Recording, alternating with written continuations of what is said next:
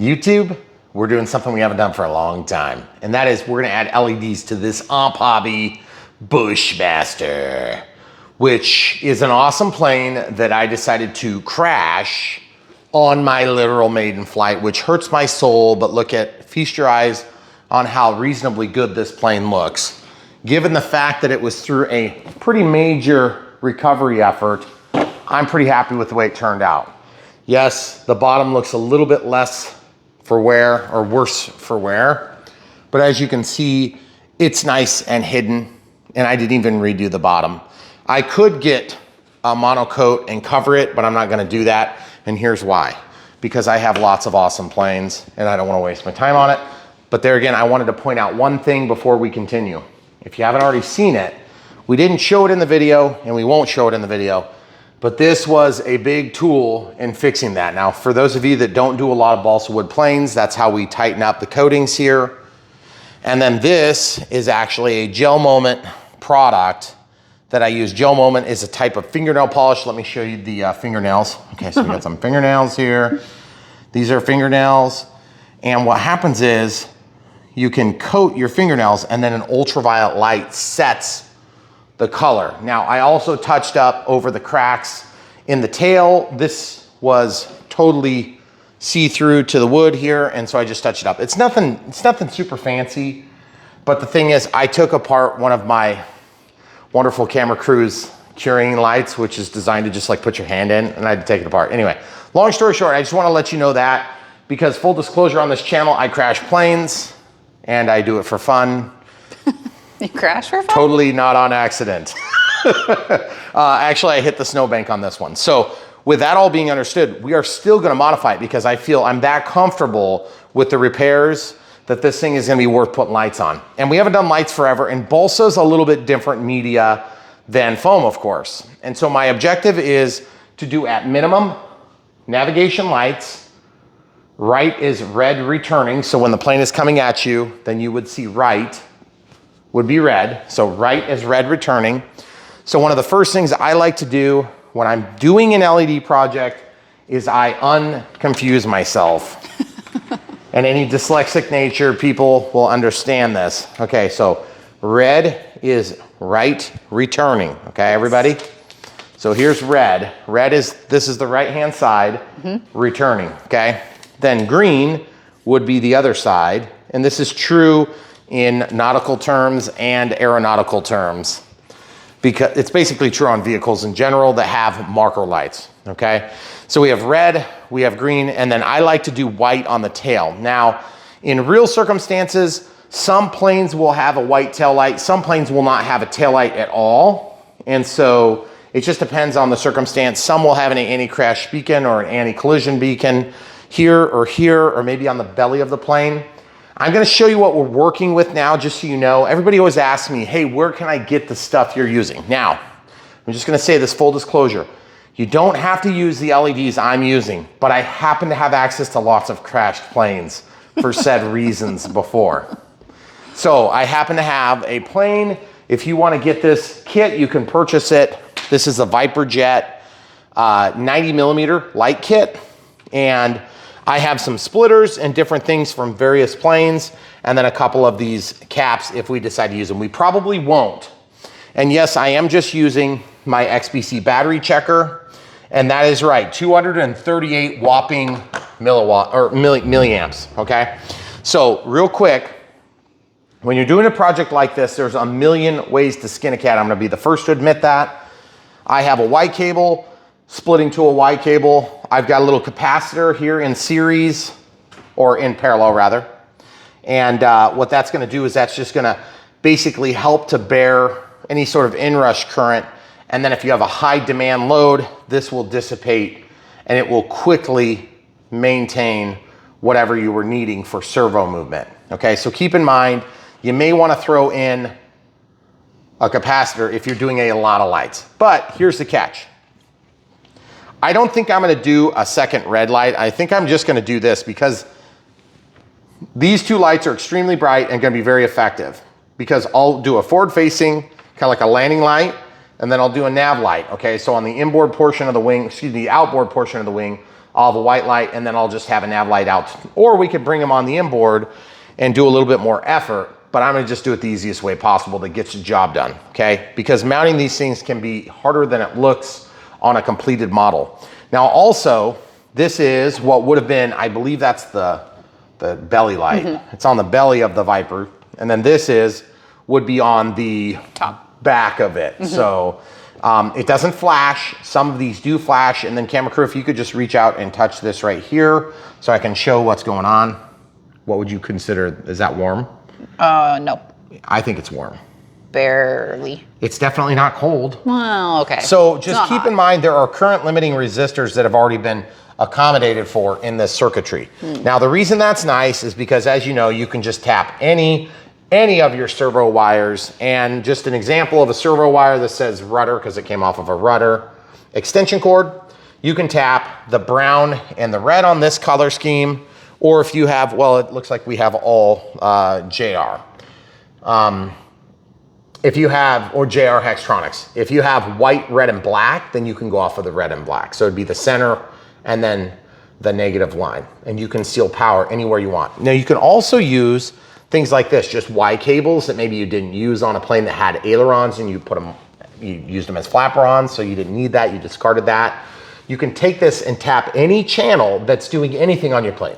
But Brian, won't that mean that my lights only come on when I'm banking to the left or the right? No, not at all. These things don't know what the pulse width modulation is, which carries through the yellow or white. If it's Futaba, that'd be the red, white, and black, okay? This is JR Hextronics. So the yellow carries your signal, and your signal is just a pulse width modulation, so it's going to be modulating the output that's expected from your servo, the positional output, okay? So you're just ignoring that. It doesn't even matter. You can have the wire present, it doesn't do anything. Because as you can see right here, this is just 2 wires. Oh, okay. And this is still a JST connector, okay? So that's a JST, except it's got the micro pins on it, okay? So now look at this. That you wouldn't want to do because that'd be reverse polarity. You want it to be like this. And we're going to give the camera crew a workout today on trying to keep focused. Okay, so you can see the brown goes to the black and the red goes to the red. Now you can also just cut these wires and solder them together if you want. But now just to prove a point, we'll go ahead and plug this in, brown to brown, yellow to yellow, and then the red is in the center. And of course it comes on, okay? So very basic stuff. It's just like any other electrical circuit, it's got a positive and a negative, and it's very basic. But just keep in mind, you have added 238 milliamps of load. So just to give you an idea, when you move a servo, there is some load, and that's where this comes in. This is gonna help, the capacitor is gonna help to, you know, take up for that. And it doesn't need to be anywhere in particular. It can be anywhere in the circuit, but it's probably best to have it by the receiver, in my opinion, even though electrically speaking, there is very little difference in load here to here. Okay, extremely, almost immeasurable amounts of difference, very small. But I'm gonna probably put it by the receiver because it's super easy to do so. And that's getting powered the same way that the lights are getting powered. This is just going to store charge like a very small battery in this application. Okay. It's called a capacitor. It's storing charge. It's actually not, it's storing up current. Okay. So anyway, what's gonna happen is when you de-energize a circuit, if you had a small amount of load, then what this is going to do, and I'll just demonstrate it real quick. Obviously, as you can see, when I plug this in, all the lights light, and they're very bright and intense, and you can see right here. And then when you unplug this, everything shuts off. Now watch what happens when I just put a singular light opposite this capacitor. So we'll use, the red light is a lot of load, so I'm gonna use a white light, okay? So we're just gonna find our polarity. Our negative is gonna go to the bottom, in this case, toward my belly. Okay, just plug that in. And these are keeper plugs, so they're quite annoying with this application. And then I want the brown going away from me on this XBC.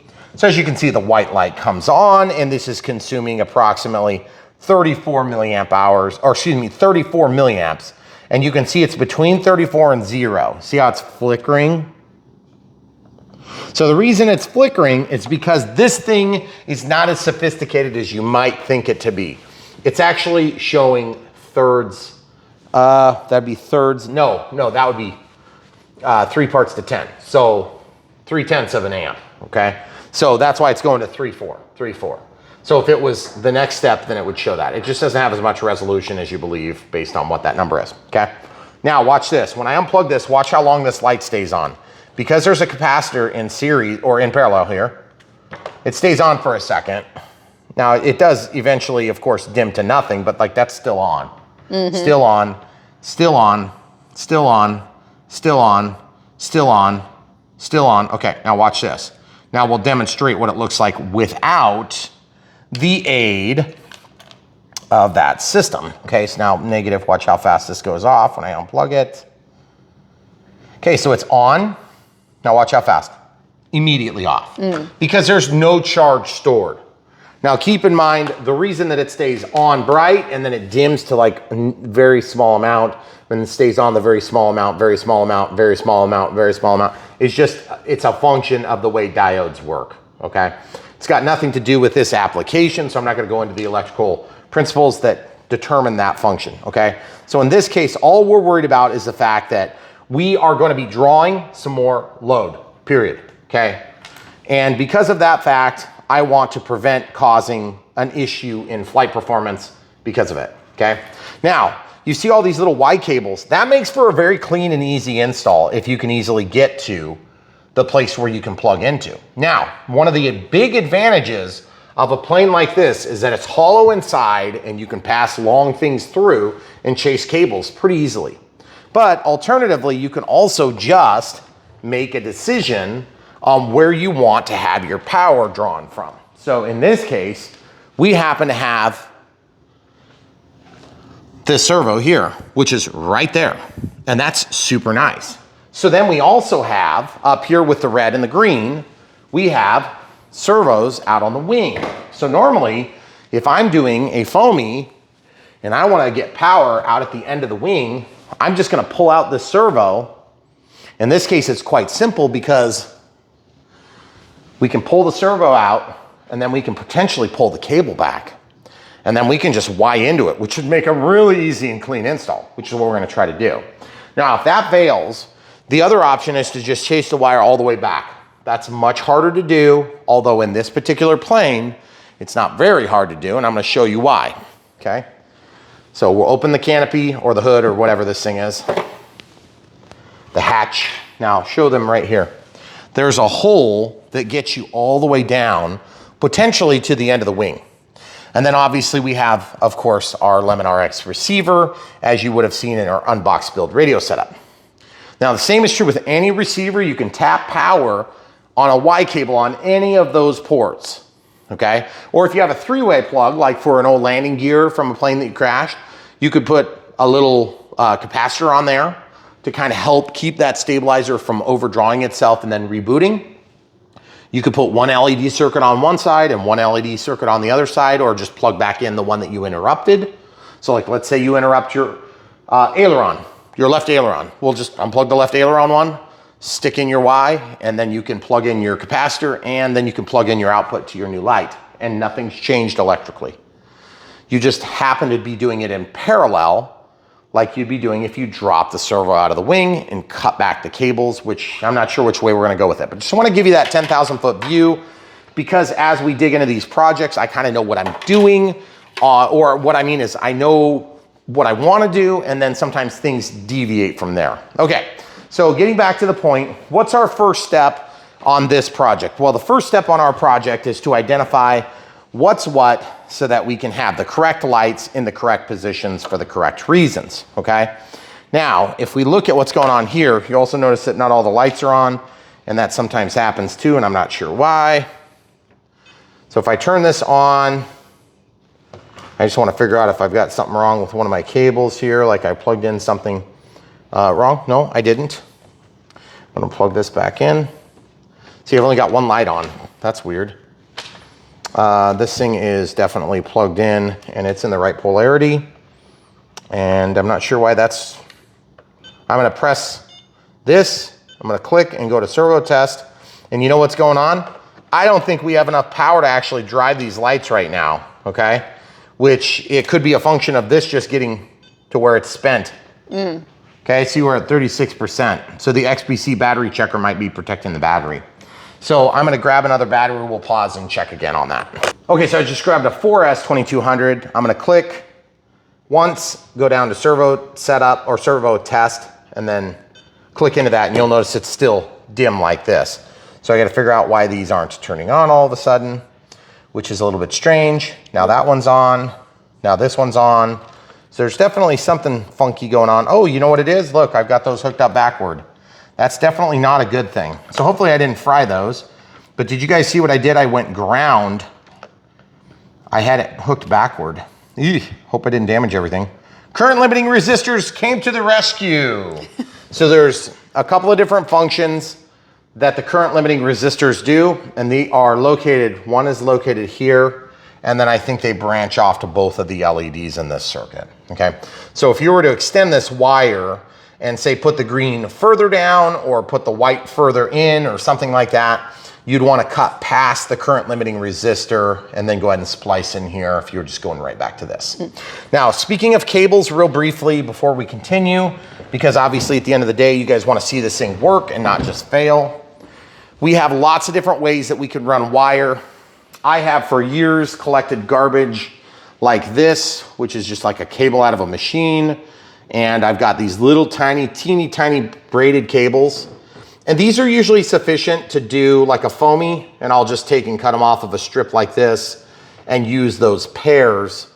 And they work fine in tandem with a little bit of heat shrink of different sizes. These are very small. They're very cheap. They cost a couple bucks and you just buy a bunch when you get it. I also have rolls of cable like this that are a little bit more robust if I want to do something a little bit more meaningful, or if I want to run a bus to the back of a plane and then I can split off from there. And then of course we have the most light, and this works super good in ultra light planes like ultra micro extreme planes. And I got this incidentally at a Radio Shack. So it's super new. Yeah, super new. And so as you can see, we've got 3 different sizes. And this is motor winding wire. And so one example of this installed would be when we did our, I'm just gonna grab the plane. We did a Cessna 182 UMX, and I added flaps on this plane. Oh, it's dusty, sorry, that's gross. And all I did was just run them out to the LEDs. Now you'll note these are smaller LEDs, and obviously these things have a bit of a shelf life in terms of, you know, whatever it is you're doing, but the lights are gorgeous on it, and you can see that in one of our legacy videos. And we keep those things up all the time. So we added flaps to that plane, which required, I think, a second receiver, which is weird, but it worked, okay? So that being said, that's what we're gonna do. Obviously, the easiest is the best option in most cases. And my primary concern is the nav lights. My secondary concern would be a tail light. And then beyond that, I don't really have additional concerns. So at this point, I can literally just take this. I know which light's which. So now I know green is here. So I can just unplug the green. We've verified that that's what we have here. And I'm just gonna do something to keep it in here. So I'll probably just slide it into the control surface or something like that, okay?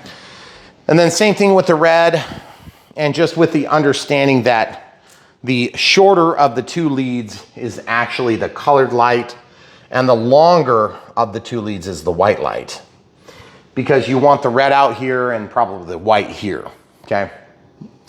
So now, because this is a more complicated process with 2 wires, we are definitely not gonna reach inside of the cabin of the airplane, okay? Not necessarily a big problem. As you could see, we used a little Y cable on this for testing, so we could do that. Or we could try to tap the servos, okay? Now, why did we mark these things? Because it's gonna get confusing when you're back and forth on these models, okay? So I'm gonna go ahead and flip this thing so that we can see real good. And if you hear a noise, it's because I have my battery plug will actually flop around in there, okay? So what I hope to do is be able to go ahead and put this, thank you, cam crew. We can put this green one in first. And what I wanna do is I wanna try to take this out and come up with our next part of our plan, which is where we're gonna tap power. We've talked about a couple of different ways that you can tap power, but we haven't actually talked specifics on this plane. That looks like it's a 1.5 millimeter. So you're probably asking yourself, Brian, why are you doing this to a plane that you already crashed? Well, truth is I really like this plane. Secondarily, I don't have a lot of balsa wood planes that are, you know, higher quality like this. I have a few. And so I kind of like to keep it that way so that I have them to enjoy, okay? So now this one's feeling like maybe there's a little bit of glue there holding it. Yeah, just a little bit of glue is all. Okay, so we'll just kind of, and if this moves a little, it's not the end of the world. You don't want to like totally jerk on it a lot. Just trying to be nice.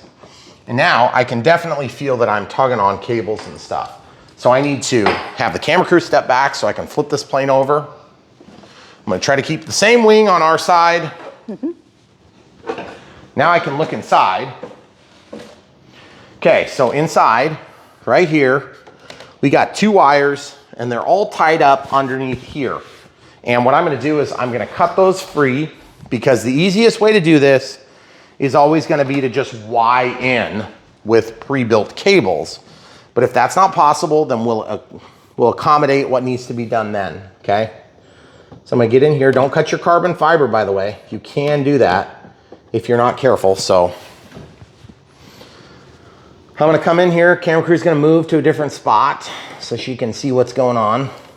I'm just gonna cut away some of the cable management. And so this is why, for all intents and purposes, it's usually easier to try to get all this stuff done when you're building the plane initially. But let's be honest, guys, sometimes you don't know if it's worth spending the extra time on it because you haven't flown it yet, okay?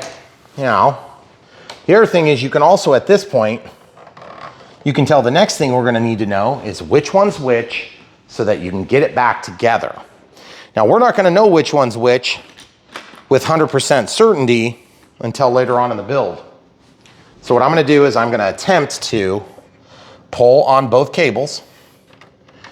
And all I'm doing is I'm looking for which one is the aileron because the aileron's further out. So this one is the aileron. And if I only unhook one, it should be pretty easy, but I'm still gonna be on the safe side. And of course, this is our right wing. So that's right aileron. So I just made an RA on there.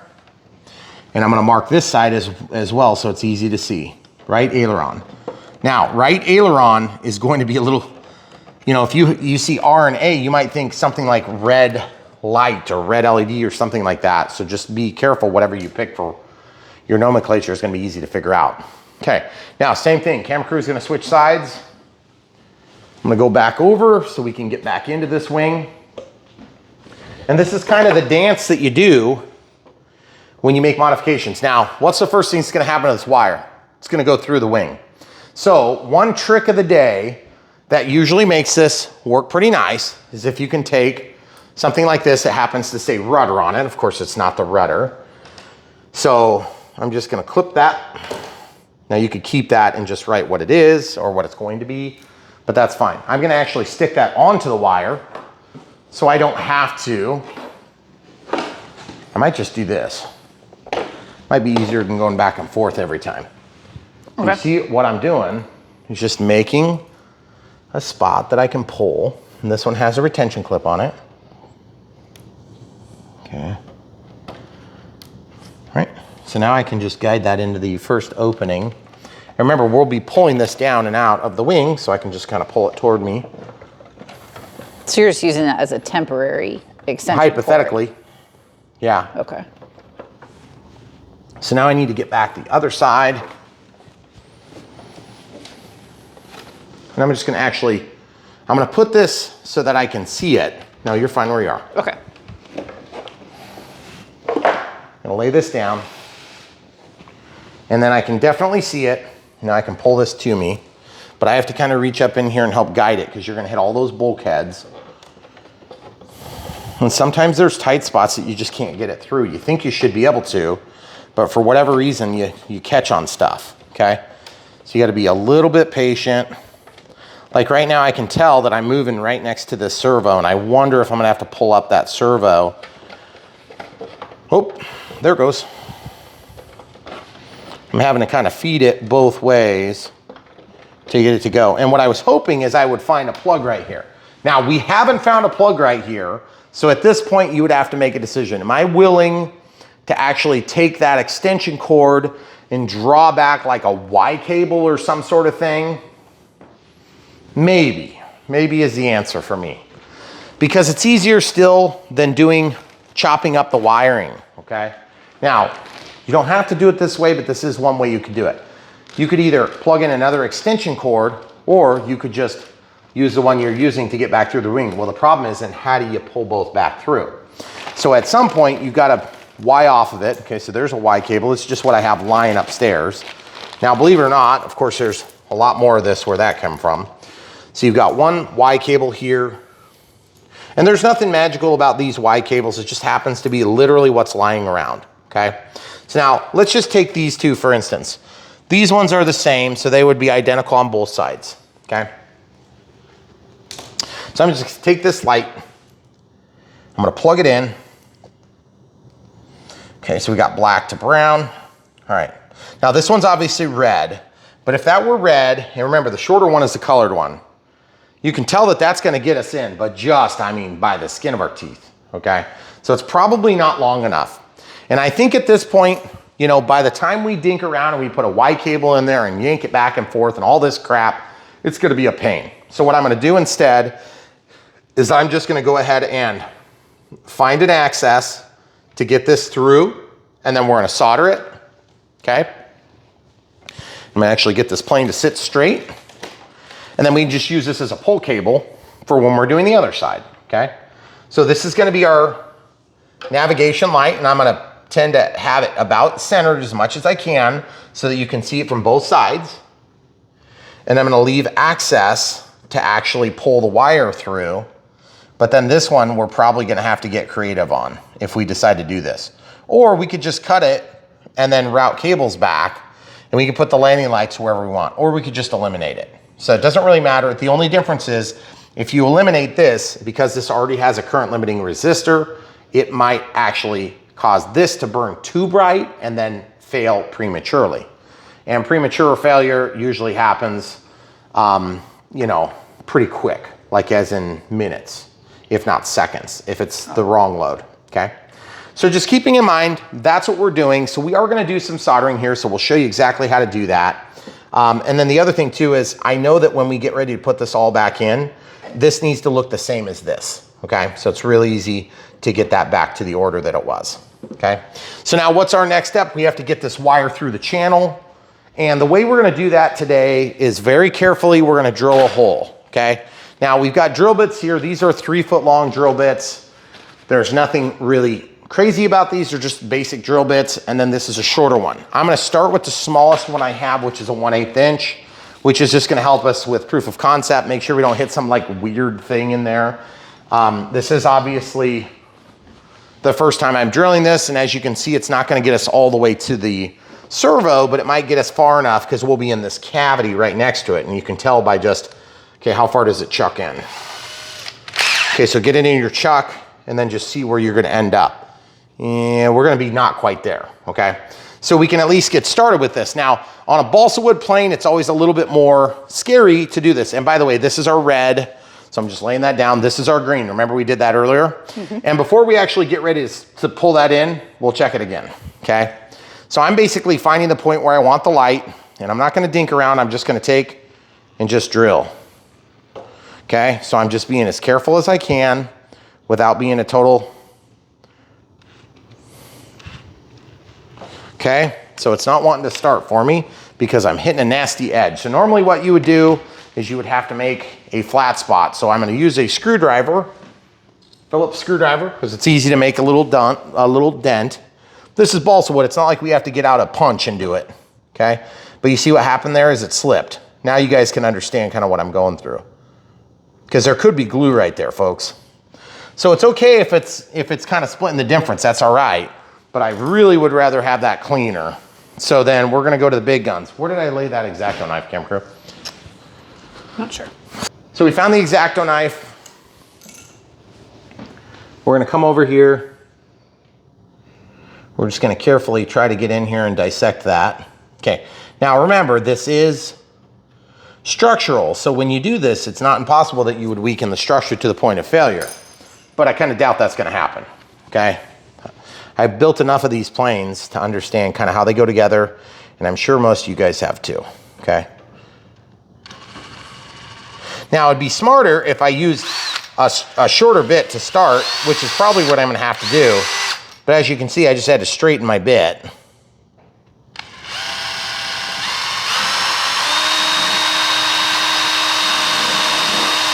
Okay, so I'm gonna have to get a smaller bit and come right back. Okay, so I got a smaller bit, a little easier to control. Let's hope this goes smoother.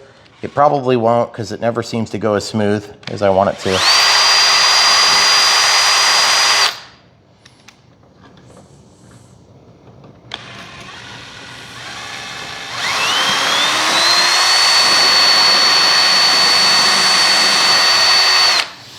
So what I'm doing is I'm basically holding the plane into the blade. Okay, so I can brace this up against my body, and I'm gonna do this, and I'm holding on to whatever, see this? I've got the spinning thing on the chuck. So I'm gonna try to control this, and the camera crew is not gonna bump me.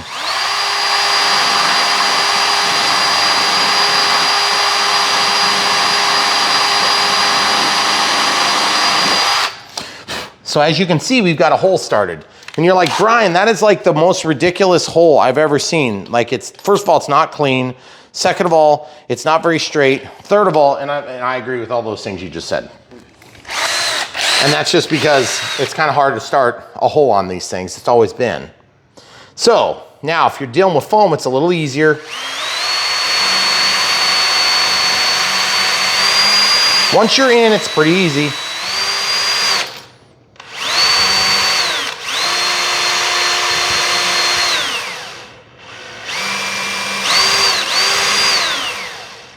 See, now we're making some progress.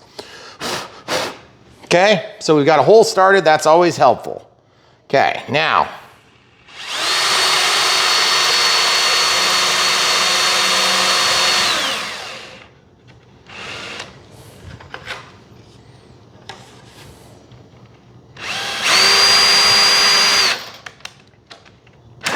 From time to time, if you're not sure, just come back here and look at your blade and see if you're still centered. See if you're still hitting and gonna get good penetration, okay? Because you don't get two chances at this, you get one chance. And if you come out the side of your plane, you're gonna be annoyed, like I will be. And yes, I've done it multiple times. Now, the other thing is, since this is opaque, you can't see through. But you can shine a bright flashlight and still get a pretty good telltale sign of where you are, because this is balsa wood. So I'm gonna get a really bright flashlight. And I'm gonna see if I can see. Yep, can't see, it's opaque. But you see, we're also gonna be looking at balsa wood, okay? So you see, we'll be able to get through this canopy. So what I'm gonna do is I'm gonna either have the camera crew attempt to do this. Is that gonna kill our exposure? No, it'll be okay. I'll Okay. keep it out of mine. It's kind of blocking my, it's shining in my eye. Yeah, I know. I'm just gonna stay here where I can see. I'm gonna try to block my light. Okay, guys.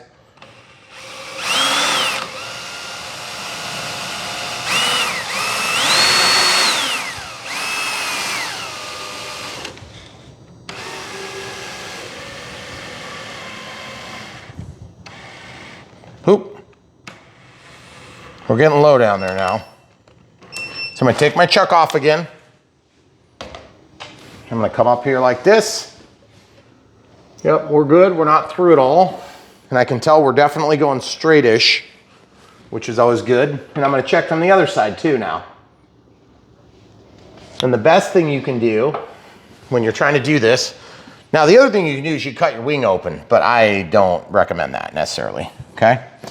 Camera crew, can you hold this with one hand, please? Mm-hmm. Try not to touch it too much because it might melt. Okay. Yeah, you need to go down. Down? There you go. I can feel the heat coming off of it. Where are you? Exactly. So we're probably up along one of these edges here, okay? Okay, down, like this. There you go.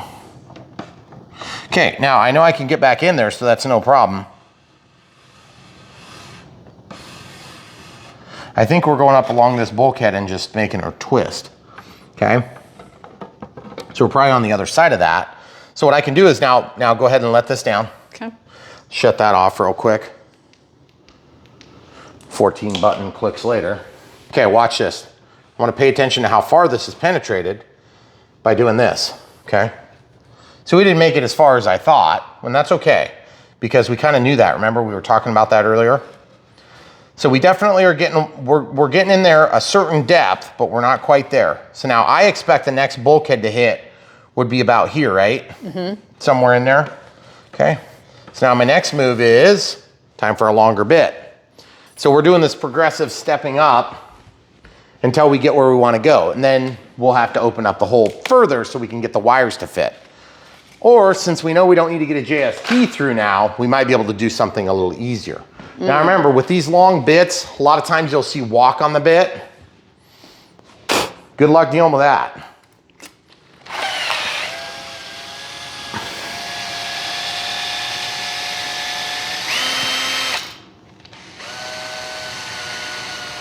So you gotta just center it a little bit or give it a little bend, okay? Same scenario, guys. Now let's just pay attention to where we're gonna be for penetration. We wanna be about here. So I wonder if I can just put a little mark with the marker. The marker may not show up very good.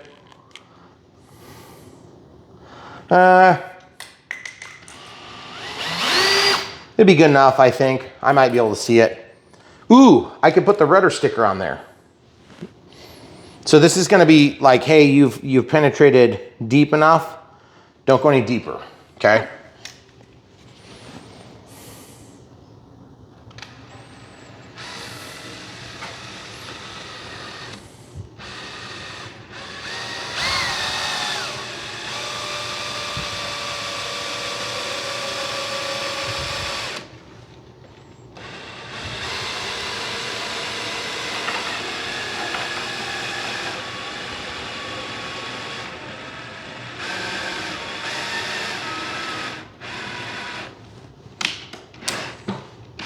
I'll pull the chuck off.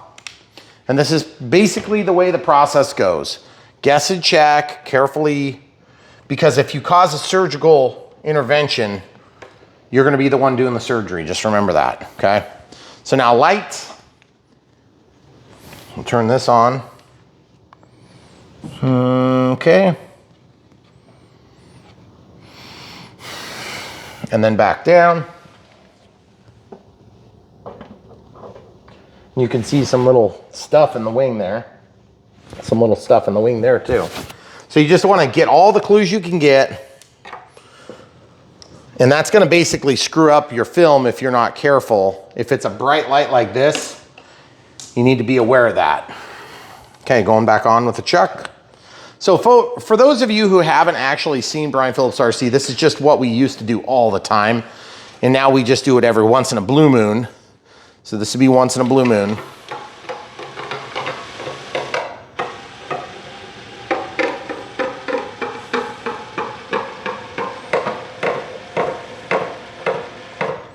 That's a scary noise. You know why?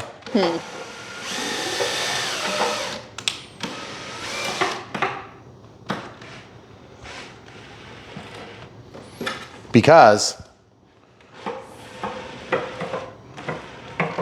I made it all the way through, I think, to where I want to be. Remember that rudder thing? Mm-hmm. That tells us how deep we need to be. Okay, sorry guys, I gotta blind you again for a second. So now you can take and move this thing. I think we're probably somewhere in this area. You can actually see through the balsa wood, which is crazy. And I'm definitely not coming out of the wing. Nope. And I don't see like any sort of protrusions there. Mm-mm. So we're just gonna try this. Camera crew is gonna hold this again, like she was right there. Keep just a little bit of distance so it doesn't melt. Okay. So now I'm gonna pull this back. Yep, you can see the shadow there. See the shadow? It's in this cavity when I spin it.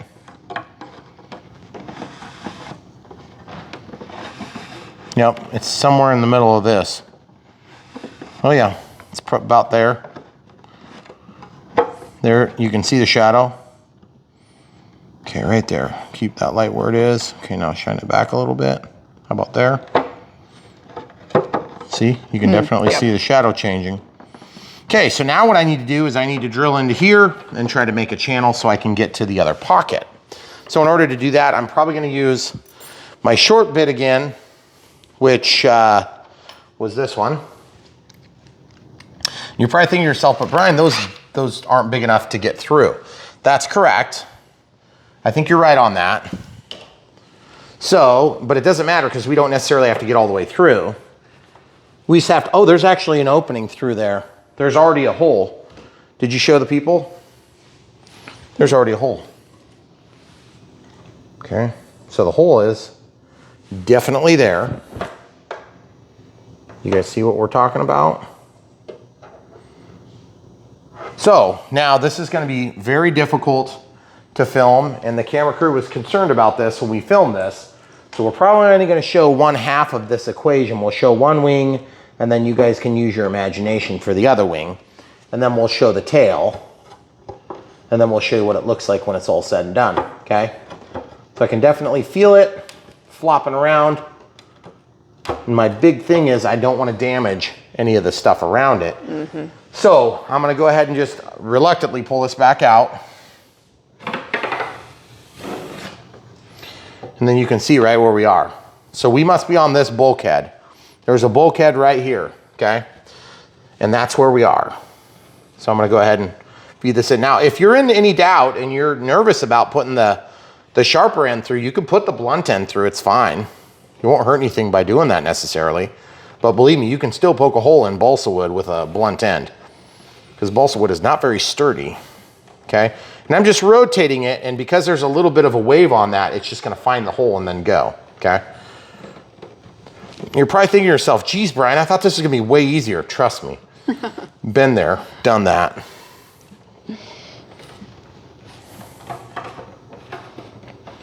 Yep, there it goes.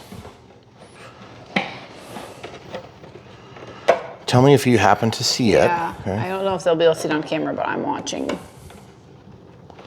Well, I don't really care if they can see it as long as I can tell. I don't see it yet. So guys, you kind of get the idea. What we're doing is we're just fighting our way through this bulkhead, and it's quite challenging to guarantee that your bit is centered. In fact, you can't. It's a bit of a leap of faith. That's just the way it is. So the only other way you can check is you can go and line it up on the edge. Okay, this is where lots of bad words happen.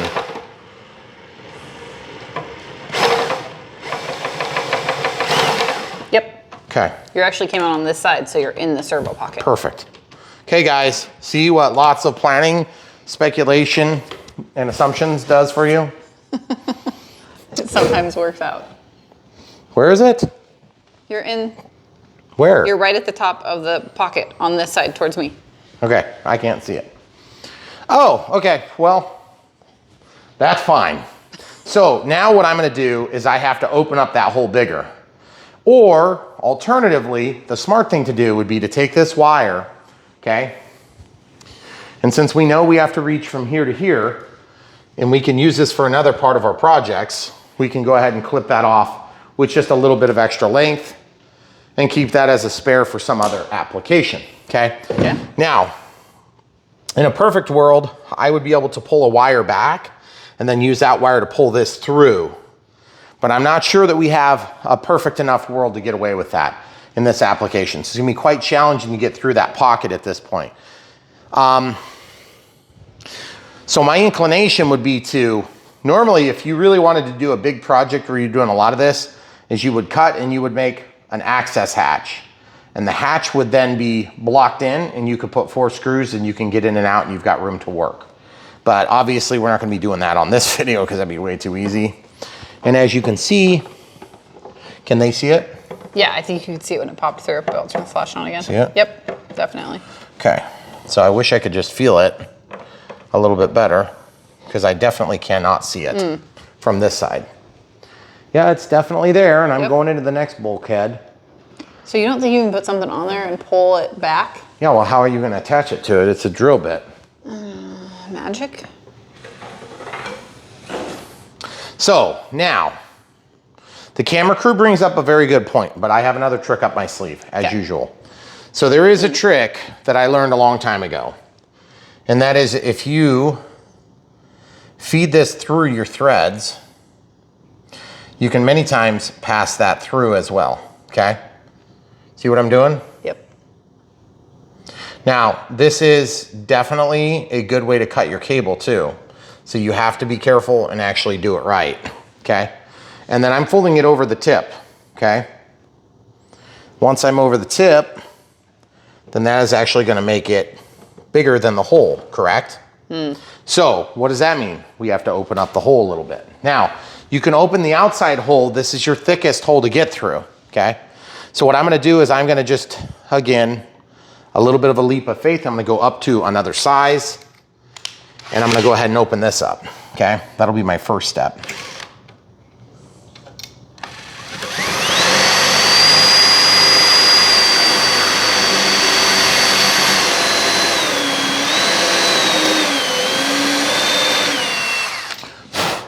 Okay, so now we have a big opening, gives us more flexibility, and if we can get through that, we can probably get through the bulkheads, okay? So remember, when we're done, we get the wire, we grab it, and then we pull this back while spinning it, okay? And that'll walk right off of there. That's the theory, okay? Now, if you guys have ever watched Brian Phillips RC, and you know what we're all about here, we basically review these radio-controlled airplanes. We try to get you guys up to speed, help people not be one and done statistics, which means you get the wrong plane for the job and you end up quitting. That's a big part of what we do here, but we used to do even more of this, which is like unbox build radio setup style now. And what we do is we help you guys figure out how to put stuff together so you can get the most out of it without having to be an expert and without having, you know, lots of time and experience with it, because everybody has to start somewhere. And that's one of the big things we do here on this channel. And what we ask for in return is that you like the videos, subscribe, click the bell for notifications, and come back and watch more. But then if you want to help support us financially, you can use Patreon, PayPal, or you can use buy from the links, which is the best way, because then everybody wins, okay? So we're just working our way through the bulkheads. It seems to be going through okay. Yep, there you are. Okay, guys. See, every once in a while, the plan comes together, and then you grab your forceps and pull it out of the hole. So, if you look here, we've got the wire, and I gotta spin it so I can get that edge. Okay. Is that shadowing you? I'm just gonna pull this now. You'll notice there's only a red wire there. So I'm gonna try to walk this off. And since that's already kind of pseudo damaged, I'm gonna go ahead and clamp onto it and just very carefully walk this back while spinning it, okay? Now remember, that's sharp, sharp, sharp, sharp, sharp, sharp, sharp, sharp, sharp, sharp, sharp, sharp. So we may have damaged the cable, and if we did, we're gonna find out in just a few minutes. But that is pretty miraculous, and if you think it's as easy as it looks on camera, it's harder and worse. Plus, you didn't see how many times we paused. So, there you go, guys. Look at Nice. that. Fancy dance. Yeah. And then the resistive element, or the resistor, is gonna go back here. Now, one problem I have with this whole setup is we may have not made that hole big enough, by the way, which is kind of a bummer. And if that's true, we'll have to pull that back out. But also, I'm not sure exactly what we're gonna do to get the other wire through for the white. And so, on something like that, there's a million different ways to skin that cat. One of which is to, again, make an access back here, pull this whole dang thing back, but you can see it's only gonna go to here, which is still under a piece of plate, okay? So I don't know if that's solid, probably not solid, but you could just as well cut a hatch, okay? And then you could put blocks and put screws or glue it back together or whatever you wanna do. White is easier to match than blue, okay? So if you were to cut something, it might be kind of cool if you cut it in this white. Now the other thing is we could just eliminate the other light and then just say it's good enough, or we could run it over here and rewire it. But remember what I said earlier, this current limiting resistor is sized for the two of the lights, I believe, because if you look at the way this thing is set up, it looks like there's just one current limiting resistor and two wires come off of it. is what it looks like to me, okay? So if I'm correct in that, then that's just the way it's gonna be, okay? The other thing you can do is you can actually chase this wire around the front and make it super uggo. I'm sort of torn on what I wanna do. I'm really happy to get this through. That was pretty lucky in my opinion.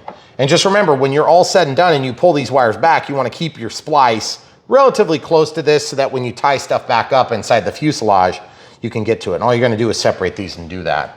So I might pause and just think on this for just a quick second before we continue. Okay, so we've decided we're just gonna figure something out. So here's the red wire, red and black wire. We're gonna pull this whole thing in. I wanna see where the wires line up, okay? So this is just guess and check style. Now, if you pull too hard, you're gonna rip that resistor off. And I can tell right now that I'm pulling pretty hard, okay? Which tells me that that hole's not really probably going to be sufficient for this application. And I feel like we got really, really lucky when we drilled, but I think at this point we're probably screwed. Like, I'm not gonna pull that out because I don't think we're ever gonna get that back through. I think we got really lucky in the way that that went through, okay? So I'm gonna, first things first, I'm gonna try to walk this in here, and if it doesn't go, it doesn't go. I'm definitely not gonna rip it out. Okay, so there it goes. Just neutral pressure, not anything crazy, and it's going. We wanna go until this one gets back. And remember, we only drilled so deep, but I can definitely feel the pressure on it, okay? Because we've just racked our brains for like the last 1 minute or so on exactly how we wanna do this. And there's a couple of different ways it can be done that would give us good results. And I just honestly, I don't know what the best option is. And short of cutting out an axis, that's a lot easier said than done. You're talking about redesigning a wingtip that's got all these contours and everything and it's beautiful. Not necessarily super easy. But since you guys are watching Brian Phillips RC, you know nothing we do is really easy because we do it the hard way. And yeah, I'm pulling pretty hard. I'm just afraid I'm gonna rip off the soldered leads, but whatever. That's why you watch Brian Phillips RC. You can learn what not to do. That's definitely pulling hard. I don't think we're gonna get any more out of it. I think what we're gonna have to do is we're just gonna have to tuck that in, which gives us a little teeny tiny glimmer of hope for serviceability. And you see these two leads? They're foldable to a degree, and then they'll break, okay?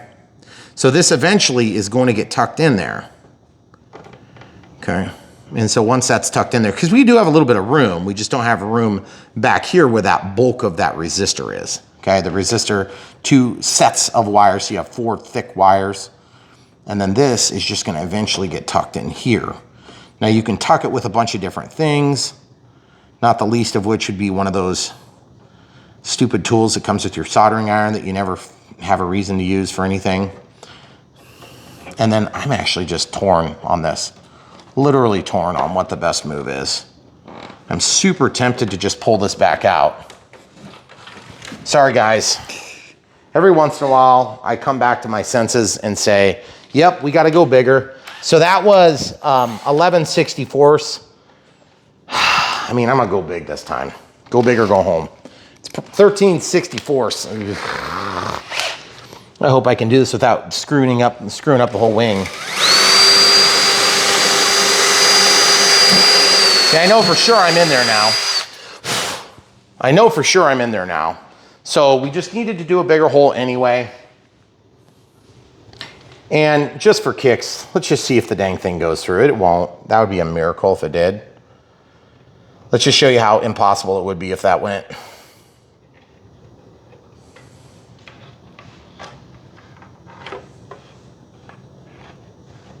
Did it go? Not yet. Well, now I can test this at least. Okay, so it's in there somewhere. Somewhere. But I do not see it. It's not in there where it needs to be, No. which is the key. Right. So the other thing we could do is we could try using a bamboo skewer or something like that, but it would be bigger than what we've used. Okay, so at that point, no big deal. We know what we need to know, which is that we have a big enough hole to get this in now. Right. And we'll just re-demonstrate that really quick. Oops, there you go. We gotta at least get it to go into the cavity here. Bear with, oh, of course. Camera crew. Okay. She loves these projects, guys. They're my favorite. I mean, sometimes you get lucky and they just come out, but I don't plan on it because it almost never happens. I was surprised I got it with a drill bit. Okay, so now that that's in there, I can take a screwdriver or something, and I'm not trying to really pull on it hard. I'm just kind of gently pulling this back. Okay. And then this is going to just tuck down in there, and it's going to literally get hot glued on the end. Yep, that's right, hot glue. You're like, Brian, that's so cheap looking. Don't worry. When it's bright and shining as the sun, moon, and stars, you're going to be pretty excited about it. Okay, so now the next thing is we know about how long we have to work with length on this one now. So now at this point, we can do a bunch of different things to get this light to the front. And I really, like, honestly, my inclination is to somehow drill and just move this light to a different location. But then that means we need to feed a wire out here that can then also be terminated to the LED. Okay, so we're gonna have an access somewhere like wherever the servo is, and then we're gonna have a wire that gets yanked back over here, okay? So we can pull this back out. Remember, every time you pull them in and out, you do tend to wear things out a little bit. The other option is we just go ahead and take this now knowing what we know, cut it here, feed it through, but you have to do it with enough so that you can then feed it back through, which honestly, that'd be the easiest way. That's what we're doing. But this time we don't need to use such a humongo bit because we're not gonna have a resistor. It's just gonna be 2 solder joints here, okay? So let's talk about this again. I know some of you guys are scratching your head saying, what the heck, Brian? How are you gonna do that? Well, we're just passing enough through so we can use a smaller bit. We're gonna drill it. We're gonna meet up with wherever the wire is here, okay? So we're just having a channel that passes through from here. So what I can do is I can just visualize this now where I want it. So it'd be like forward facing. And I know that I can cut back here and cut just a little bit back here. And that gives me enough to pass through, okay? So I'm gonna actually just go ahead and throw caution to the wind and cut it before I change my mind and do something smarter than that. So we've now cut it, okay? So now that we have that cut, I'm gonna pull this back through and we're to basically try to make 2 holes. I want this on the front face if possible. And you guys remember how fun it was to get that drilled the last time. I'm not left-handed, so maybe it would make better sense to do this with my right hand. Okay. Really?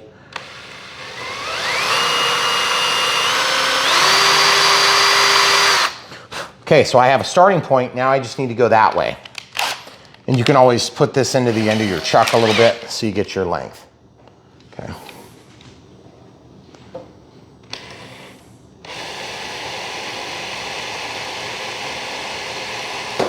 Whoa, buddy. Don't you worry if you get a little bit of a slip like that. It's not the end of the world. Again, I'm not left-handed. I don't know why I'm trying to do it with my left hand.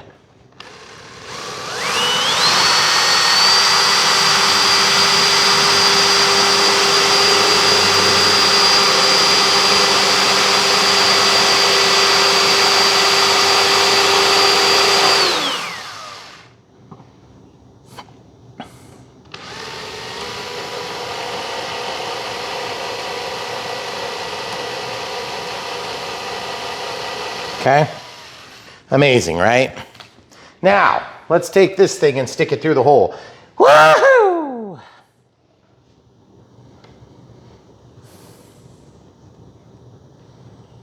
Okay, do we have a passage? Feels like maybe we do, but we're just getting caught on it. So we'll just pass the screwdriver through instead.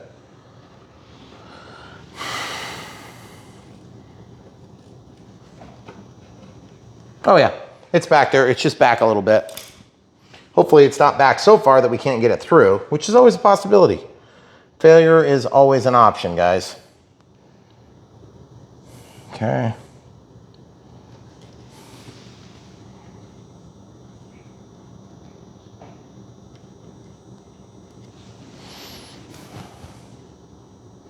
And so what happens if this doesn't reach is you would have to extend your cables. You'd probably extend them out, make them as long as convenient can be, and then you would just do it that way.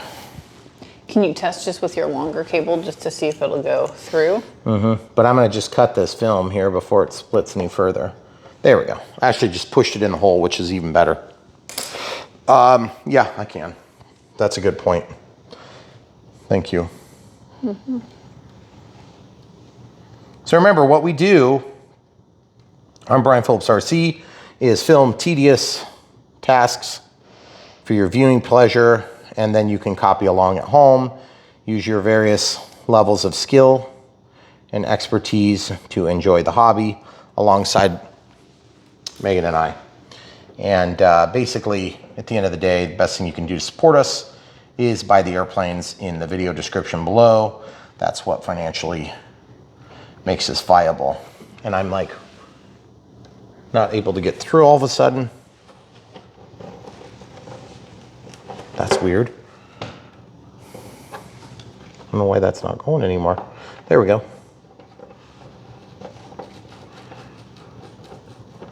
I'm just going through again. I must have knocked a piece of wood through or something funny. So once you get that pocket there, then you can pass your wire and then you can re-terminate to the origin there. And just got to get this done. I don't know why it's being so difficult going through though.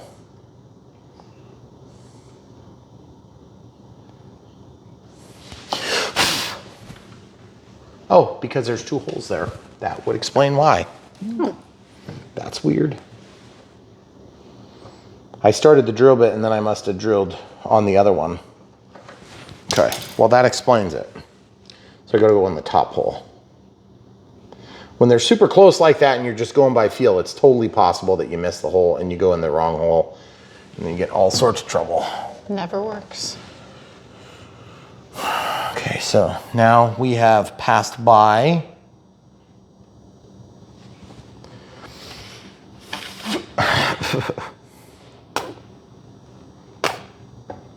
it's like Chinese balsa wood.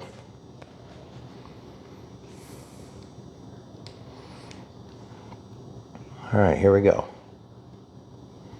So guys, on Brian Phillips RC, we love to bring you the most exciting RC action. So that's why we show you trying to squish our limp wires through holes like this. Hole. Yes, exactly.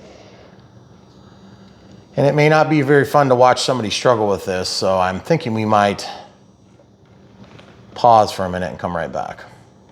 All right, so what's going on is this. There's two holes. One of them is in the top and one is on the bottom. And they're very close together. Okay, and then over here, sorry folks, you can even see the light shine through, okay? So what we're trying to do is we're just trying to get through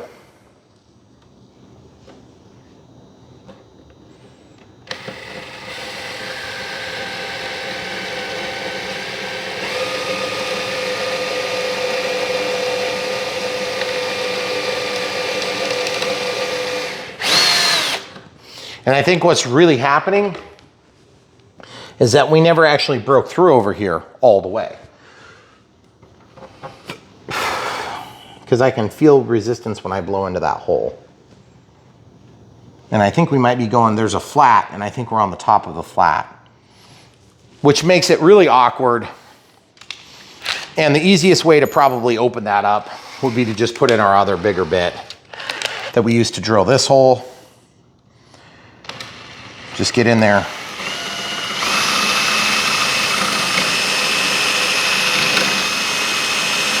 And just take some of that material out, and we'll see if we get fortunate enough to be able to pass through now. And this is why it's harder than it looks to add LEDs, guys. So for those of you wondering, yeah, sure, I mean, off camera you can do this, it's not that big a deal. But on camera, it's definitely doesn't make for a lot of excitement. I can tell you that. So what I'm gonna do is I'm just gonna fight with this, and then we'll come back shortly when we get this through here, because I think it's just a matter of finding the opening that we've missed. So as you can see, we're actually passing into that opening. Of course, right as we have the camera turned on, it pops out. But you can see there's some schmutz in that hole. And I don't know if the camera crew's got that focused. I don't know how she could keep up that quick.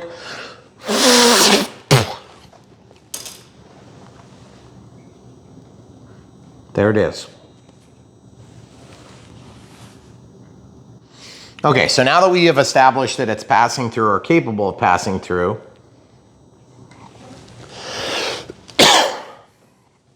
sorry guys. Evidently when you blow on a hole that's full of balsa wood dust, it goes into your mouth instead of coming out the other side of the opening. Okay, so like we said earlier, we'll show you when we get it through. Okay, so we got it through, and now I just need to try to grab it. And as you can see, that's kind of the next problem, is that now that it's in there, you have to figure out a way to grab it. And, you know, you can't even, like even with forceps, the tip's too big to actually fit into such a tight opening. I have a little, to thread like drawstrings and stuff through. They're kind of like little tweezers, but they're pretty small. I'm sure you do. I'm just gonna play with this and we'll get it through and then show you when we get it, okay guys? So I used a screwdriver. I went in here and just pulled this down and then that got me through, okay? Yes, it was a pain.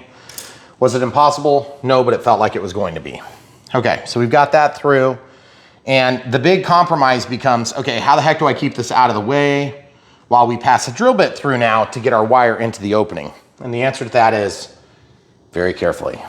So we're gonna literally take this drill bit and we're gonna feed this around just like we did before, folding over the tip, both sides of the cable, okay? So as you can see, we'll just kind of chase this around the threads a couple of times. And you see how it's not staying because it's not protected. And the only way that that gets protected is after you've found the channel a few times, and then it just drops down in there and that'll kind of lock it in its position, okay? See how it's locked in that position? So it's not larger than the outside dimension of the drill. So now you have to pull this tight and keep it out of the way. Then you have to spin this or push it. Try not to cut your cable and hope for the best, guys. Keep this so it doesn't get pulled in.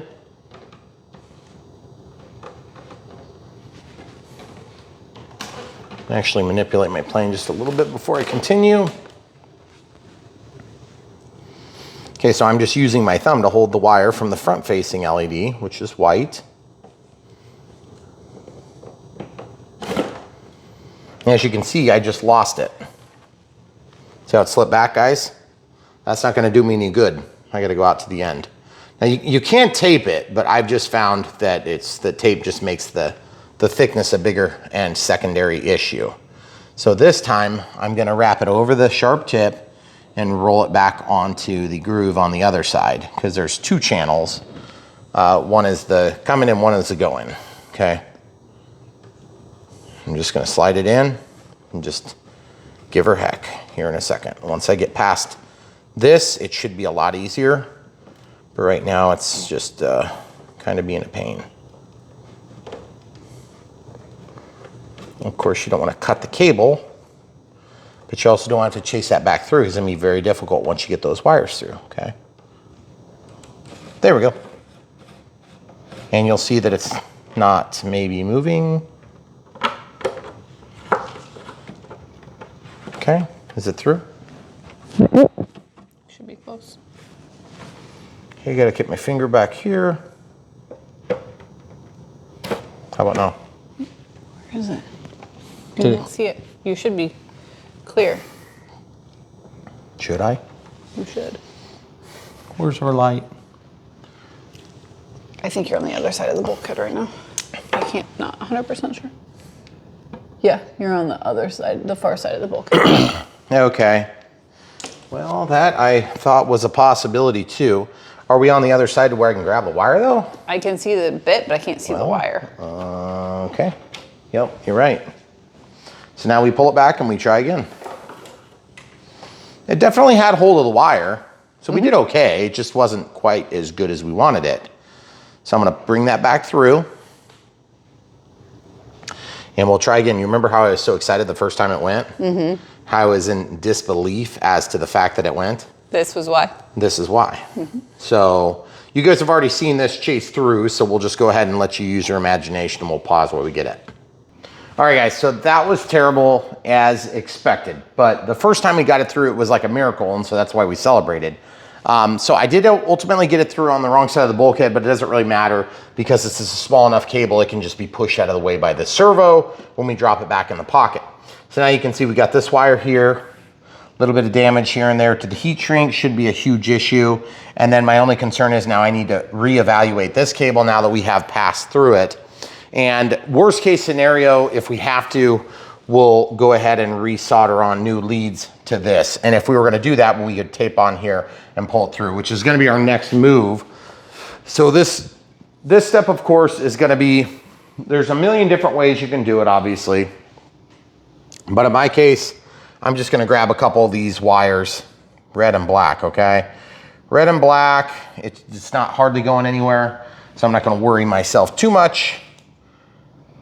I'm just gonna grab a couple of red and black lines. There should be a pair of them somewhere in this group. And I'm just gonna pull these off. Now these, of course, are gonna be a smaller gauge than what's going there now, and it's not a huge issue in my opinion, because you got a couple watts of power max. It's not gonna be a big deal. I'm not super worried. And even if it does catch on fire, it would be a really cool video. Great. So basically what I'm doing now is I'm just chasing this. This is just, like I said, some ribbon cable from some machine that I took apart someday, you know, a few years ago probably. And I just keep this stuff into perpetuity.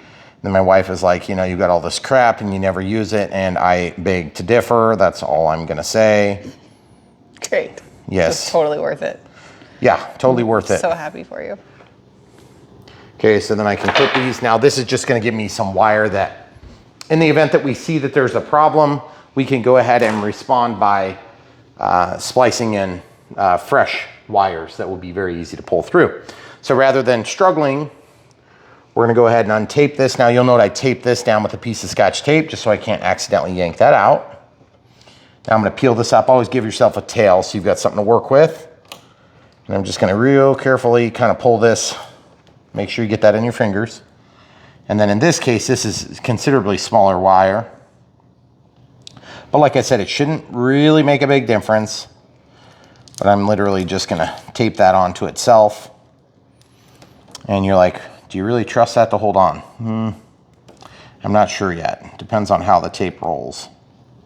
So I wanna just roll that tape so that I get a little bit of contact area. And then I'm just gonna make sure it pulls it. And it is pulling it, so I think we're good. Okay, so now the bulk of it is through, and we can pull it back through real easy. Of course, this side, we don't want to yank it all the way through. And you can see why I was concerned is right here. So in doing that maneuver, we've chafed that open. Now, if it was just on the negative side or if it was just on the positive side, you could probably get away with it. And so it looks like we're just on our negative side here. So let's see how bad that's going to be, because it'd be nice to not have to redo all this crap. Okay, well, it is just on the negative side, so we might be able to get away with that still, okay? Because otherwise you have to go back here and redo all this wiring, which is a bit of a pain in the ear. So I'm gonna just pull that off, knowing that that excess is not gonna be damaged now. So that makes me feel good enough to use this, and then we don't have to worry about the gauge issue. So now it just becomes a matter of pulling this back through, which again, it's just kind of the same thing in reverse order. And this time I'm just gonna go ahead, and we don't have a ton that came through, so we do have to tape it on straight, which I normally wouldn't do that, but because we have such little to work with, also a little bit of cable to work with does make it a little harder to solder. And so some of you guys are probably thinking, well, I didn't think you'd have to solder on this application. Well, you will if you do it this way. Otherwise, you'd have to chase all the way back up the wing, which you saw how fun it was to get from here to here. Now, do that with a JST connector. Yeah, you're gonna wanna not be doing that, okay? I'm just gonna promise you it's a lot more work than it looks, and obviously there was time off camera as well, so just keep that in mind, okay? So we're just real carefully and gently pull this through. The trick is if you lose one, you can always go back and retie. Okay, so that gets us through. Now that we're to this point, I can actually look at the wing and I've got hold of the actual cables. Now I can start manipulating. I want to get the last little bit of foam off of here. I usually don't worry about that until I know for sure that that's going to be my final connection, because if it's not, it doesn't matter at all. And I want to push this covering film in with the actual light, okay? So I'm going to use this wire to pull it back into the hole. And just remember, we're going to keep as much as we can. And polarity is pretty obvious because we have the red and black. So now I'm going to take and just support this with one set of fingers and then squish down the pins with the other, okay? And then remember, we didn't open this hole up as much as we did on the nav light on the end. But you see how that one little chunk of cover film is not wanting to go down. So I'm going to rotate this light so that I can trap that as I pull it into the orifice.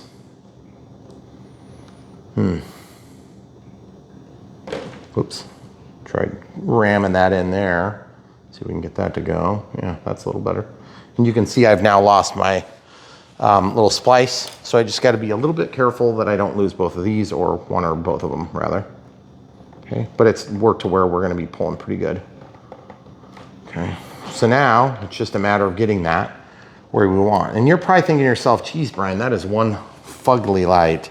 And you would be correct in your assessment in that it's pretty fugly. Now, if you really want to make this super pretty, you can cut and make a recess.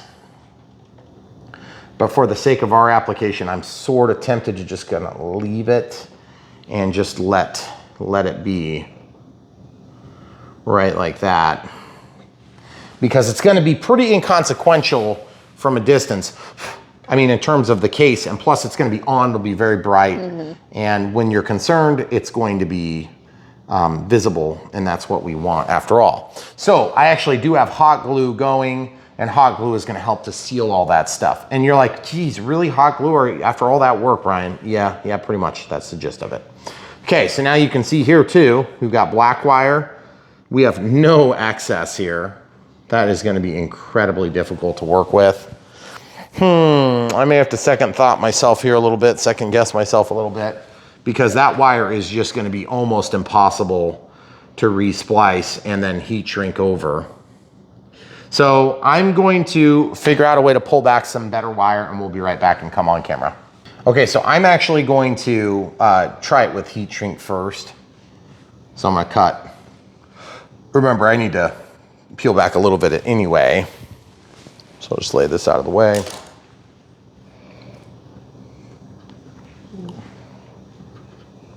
Now, since we know we're going to be tinning this, I could also tin this now, which would be another way to make this a little easier to slither the heat shrink on.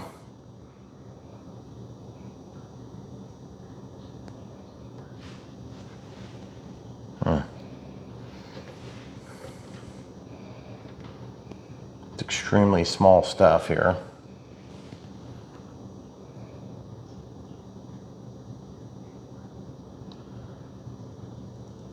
So guys, if you enjoy this long format content, make sure you give us a thumbs up, because long format content is not generally what YouTube wants us to produce.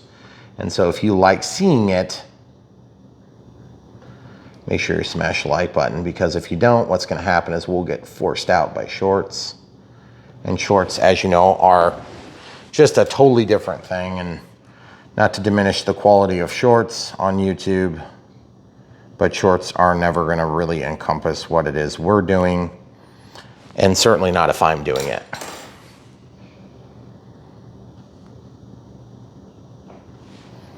Okay, so I'm having trouble getting that to feed in there. And that's definitely not acceptable to have that so long. So I'm gonna have to just trim that down just a hair. And as you know, with heat shrink, it's gonna pull back a little bit as well. So, okay, so we'll get that fed through. Okay, that's over the top now. Okay, that should be fine. Now I can shrink that. Now remember, that film is gonna melt back a little bit, and that's okay.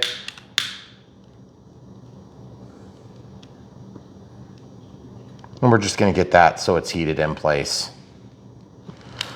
Okay, now remember, we don't have the red exposed, so because the red's not exposed, we don't have to worry about a dead short, which is what we're concerning ourselves with. And all that has to happen is this red needs to land to there, and the black to there, and then we can take this and pull the excess into the wing cavity because we've now opened up that hole to receive everything. It's also gonna wanna yank these, so we have to have them strong enough to receive that pull, okay? So that's why I'm being careful here. And guys, here on Brian Phillips RC, we show all sorts of steps that the other guys are just gonna gloss over because it's easy. Well, the reality is this entire hobby is not easy. If it was easy, everybody would be doing it. And that's part of the reason why we do it, is because we wanna grow the hobby. We want people to be doing this, and we wanna protect the hobby. How do we protect the hobby? By doing it. If you don't do it, if you don't buy it, if you don't, then guess what? There's easier ways for these hobby manufacturers to make a buck. Just look how much money they charge for a car compared to how much they charge for a plane, and look at the market share for either.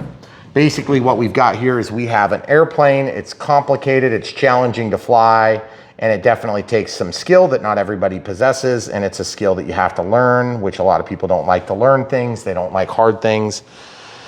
And so if you enjoy this, then you need to do it. And if you don't do it, it's going to disappear, and you need to be aware of that, and not to be a conspiracy theorist or some sort of an alarmist. At the end of the day, our hobby is still relatively small. And so we want to make this hobby so that it's a success for everybody involved, including the manufacturers. Now, I have clear, I have green, yellow, blue, and then black we already used, okay? Now, it doesn't matter what color you use for heat shrink, just remember you put it on first. If you get in a pinch and you forget, I'm actually gonna go ahead and grab this heat shrink, excuse me, my soldering iron. We're gonna run over to the other side with it. And so you might be thinking to yourself, well, Brian, you just kind of made this like huge point and now you're just moving on to wiring. Yep, pretty much. So that's what we do also, is we cover a lot of stuff, bang, bang, bang, on this channel. And for that reason, if you don't watch the whole thing and you ask me questions that are covered in the video, it's very challenging for me to keep up with all those questions. That's part of the reason why we do long format, because I can't remember all the answers to everything, and I certainly don't have time to answer everybody one at a time because there's literally not enough hours in the day. Okay, so soldering tip is very dirty and disgusting. So what I'm gonna do is I'm gonna clean it using some flux, not a flux capacitor, just flux. And then I'm gonna use some solder, which is a rosin core solder. And I'm gonna go ahead and let this warm up. Of course, my tip is dirty, but it's also warming. Once that's warm, then I'm just gonna be mindful to slide some of this heat shrink over once I've tinned the ends. Tinning the ends will allow me to make a mechanical hooking effect, okay? But I have to have enough space to slide the heat shrink so that the heat doesn't heat it and melt it right in place, okay? So this is probably too small, and you can tell because it's just enough to get over. If you had tons of length to work with, you could get away with it, but we don't have enough to get away from the heat of the solder. So for that reason, I'll tin the lines, then I'll crimp them together, and I'll show you how to do that, and then I'll slide this over. This is too tight. As a result, I'm gonna go ahead and grab just another, I guess it doesn't really matter, I'll just use this blue. This blue stuff should be a little bit harder to melt. So I'll grab, and you've got to have enough to cover your point that you're splicing. And no, it doesn't matter what color it is. You can use red, you can use black, you can use whatever. It's just an indicator for you. Okay, so you'll see that's getting nice and toasty. So I'll put it on that steel wool. I'm gonna put it into this brass stuff, and then I'm gonna put it into this, and then I'm gonna go back and hit it again, and then I'm gonna use this solder here. Okay, get a little bit melted, make a puddle on the tip. Warm it up, get it in the wire. Now there is a time and a place to solder. For most of you, it's not when you're in your kitchen. If you own the house and your wife lets you, more power to you. I just got some flux on the tip. Flux is going to help that wire to take the solder. Okay, same thing over here. We're just going to go ahead and, oh boy. I don't want to drip on the wife's floor though, is the only thing. So what I'm going to do is I'll pause and get a box or something. Okay, so I got a box under me just in case things drip. And so all we're doing is just heating the wire inside of a puddle and then letting it wick solder into the joint. Then I'm going to take and I'm going to let it cool to the touch.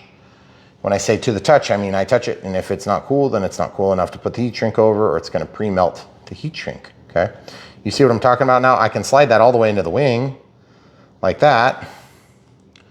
I'll use my fingernail to actually bend that. You can also use forceps, which is kind of a nice way to do it if you need to. But you can see these forceps, because I've been rough on them, they don't always line up. So if you come back here a little further, you can start a bend like that. See, I got a little hook on there. I think the camera crew is going to probably stand up and film behind me so she can try getting the angle that I can see. Okay. Now, because this is such a small application on these wires, it may be challenging to get a fold. So just get whatever tool gets the job done, okay? I'm going to grab the J. I'm just going to wrap it. See how I've got a nice hook there now? Now remember, that hook is going to get crimped mechanically. And why do we want to crimp it? So that there's mechanical strength beyond just the solder, okay? The solder will help, and the solder can be made to be a pretty strong joint, actually. We use them in pull-pull systems occasionally, okay? So now these are strippers, so it just happens to be that they have a good set of plier tips on them. It's like needle nose pliers.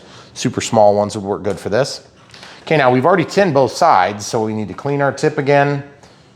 Clean our tip, get a little bit of flux going on. Fresh solder so it's nice and shiny. Let that wick together, and you see how quick you can do it, and that keeps your heat shrink from shrinking down on you. Lick your fingers, touch it, and you can see there's a big glob of flux on there. If you want a super strong joint, you're going to get that flux off of there.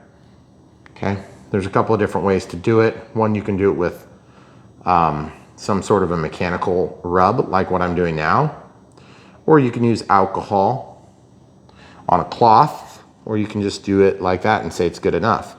And then look, now this is going to go, and what you do is you split the difference, verify where you are, verify where you don't want to go, and then go right in the middle. Okay.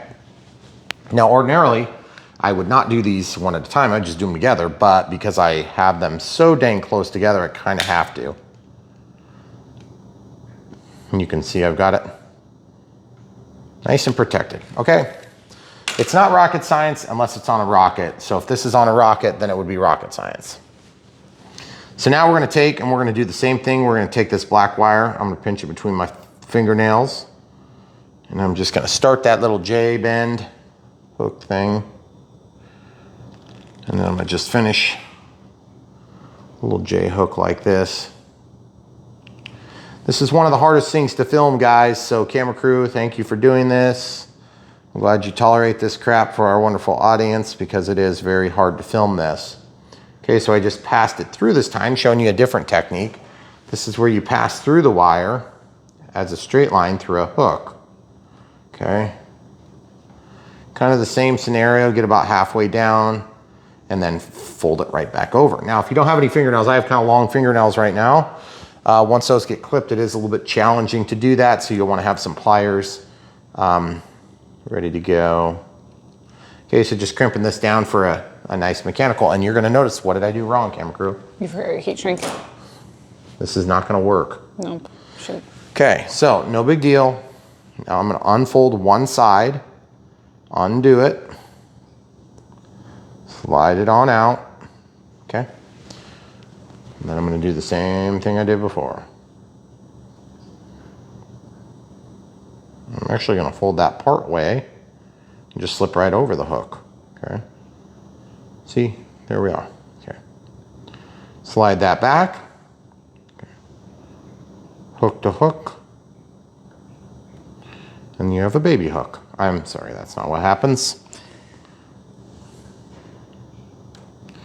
Crimp this together. And then once you've got it crimped together, you go ahead and clean up your tip. Coarse clean.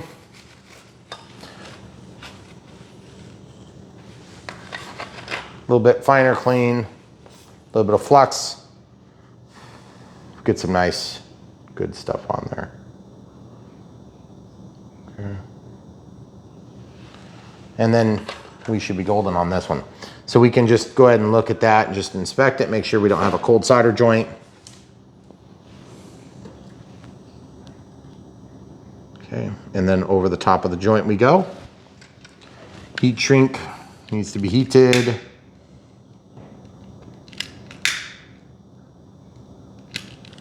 Okay, so there you have it, guys. Now, the next move, if I just move that out of the way, is to go ahead and your soldering is not done, okay? So I'm just gonna try to do this relatively quick so I don't have to cool my soldering iron. Okay, so we're gonna untape that and just lay our tape off to the side. I've got some tape over here in the garbage pile. Now, this is going to make it easier for us later on. If we need to work on it, we can access it by pulling the slack, okay? So this time I'm just gonna try to work that in. And remember, this is the thickest part, so we wanna try to keep this up here, if possible. It doesn't always work out that way, but that's what we're gonna try for. Okay, so we're gonna let that resistor go in first. And then we're gonna let our little heat shrink doohickeys go second, okay? So just kind of pulling this back. Pushing those in gently. Okay, just working those in as you go. You don't want to put a ton of mechanical strength on it, because if you do, you're going to find out you're much stronger than those components and your solder joints, at least as it pertains to the mechanical function of them, okay? Okay, now that goes back in. So if we had to fix this at some point, if we crash or whatever and have to fix it, then we can get that back out. I don't feel like we can go a whole lot further. So that's as far as we're going to be able to go. Now I can just twist this and keep twisting until such a time as we feel like we can push the little bit of residual cable back into the pocket. Okay, there it is, folks. Look at that, gorgeous, gorgeous. It's exactly like it would look if they designed it and built it in there. For sure. It doesn't look at all jankety. Okay, so now the next move is we have to tap our power on the servo.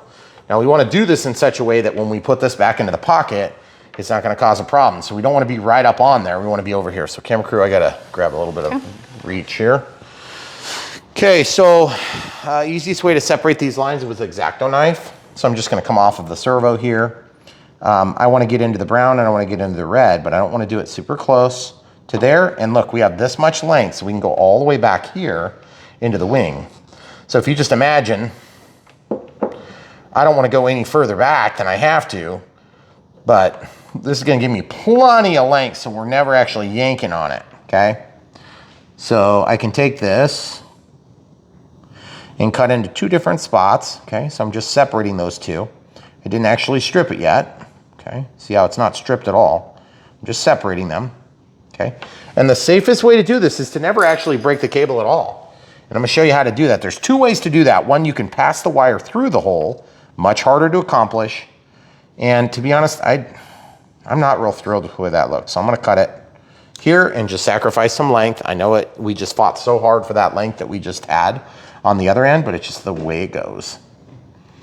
Okay, so black and red. You're like, Brian, that seems like a lot of wire. Don't worry, it's gonna be used, okay? Now, strippers. Strippers have to be small enough to fit in this opening to do it this first method. I'm gonna clip. I'm not gonna cut the wire. I'm gonna cut and then pull open like that, see? Oh, okay. Nope, that's all I'm gonna do. Then, and you're like, but Brian, how are you gonna cover that up with heat shrink? Well, yeah, I'm not. You're like, really? Okay. No, I'll show you how I'm gonna do it instead. Much easier, much more effective, okay? So I'm gonna take this is just a anything that can pierce through that. You could use a knife. Now you'll be thinking to yourself, but Brian, what if that breaks? Well, if it breaks, then you deal with it. If it doesn't break, then you're good because you did it right and it won't matter. So this is black to brown, okay? So you're just gonna roll it up, slide it through your hook, your hole, and then come back around. Now this is never going to actually interfere with your servo, okay? Other than the actual mechanical, pressure from the cable on there. And also the cool thing is you won't steal a single strand if you do it right. So you'll be totally settled when you're done with this. Now, if you really want to get a super good solder joint, the best thing you can do is actually take a little bit of flux, like on a tip of something, and get those wires so that they're going the right direction. So remember, this is going to be stuck back in, and then that's going to get pulled back this way, okay? So you want that wire to sit like this, and you can see right there, we got a little exposed wire there. I'm not thrilled about it, but at the same time, I have to cover this up anyway. So a little bit of flux on the edge of the wire there, okay? And so we're gonna clean our tip again. Obviously, we need to coarse, then fine, then tip into the flux. You don't want to drip on your plane here. Okay, and that's just gonna hold that together, okay? That's mechanically secure now. And you can see we had a nice solder joint there. Not cold, nothing bad about it. And you're like, but Brian, isn't that black gonna short out with something? Maybe. Maybe if you do it totally stupid, it will. And I'll show you why it would be totally stupid if you did. Now, I'm gonna take this and I'm gonna separate out a little bit of length. I'm gonna go to a different spot. Okay, I'm gonna go back just a little bit further. Now this one, since it happens to right in the middle, I have to cut the middle and separate just a little bit, okay? And you see what I'm doing? I'm just opening up that ribbon cable just a hair. And you're like, why don't you just go in the cabinet and do it? Well, it's easier said than done. They don't have much room inside of here. I only know that because we did it on our flaps. Okay, so now I'm just separating the left and right side, okay? And remember, this doesn't change the way that anything works. We haven't even technically interfered with the signal or the power or the ground because we've only interrupted it superficially on the sheath. We haven't actually interrupted the wire. We didn't cut one strand off. I mean, well, maybe one strand by accident, but there's like 20 in there. Okay, now we do the exact same process, and because our splices are far enough apart, we can just throw a little bit of tape over there for good measure. Okay. Now, if you were to cut that and you were to break that in half, it's not a big deal. It's just you're at a very tight spot, so you're gonna have a hard time doing it. Now, you could also just wrap around it, but I've just always found this works really sharp. Okay, so you just go in there like you're trying to stab your own finger. Okay, you see how it's on both sides? Wire and wire. Get about an even amount on each side for the best results. And then just come back and do this. This is how you can tap your wires, guys. You can do this in the industrial world. You can do this in your automotive world. You can do it wherever you want. You do it on a spaceship if you want to get fired. Then it would be rocket science. Okay. Just wrapping this around. I believe the conventional wisdom is that in high vibration environments, one ought not depend on a solder joint. But I've always thought, okay, well, what about all the solder joints and all the electrical equipment on the boards? I mean, if you do it right, it should be nice and strong. If you do it really crappy, then it's going to be crappy no matter what you do. Me and my wife were constantly debating about these things. Yes, always. It's like all we talk about. It's like get home on Tuesday night. It's, you know, till 6, 7 o'clock at night every night.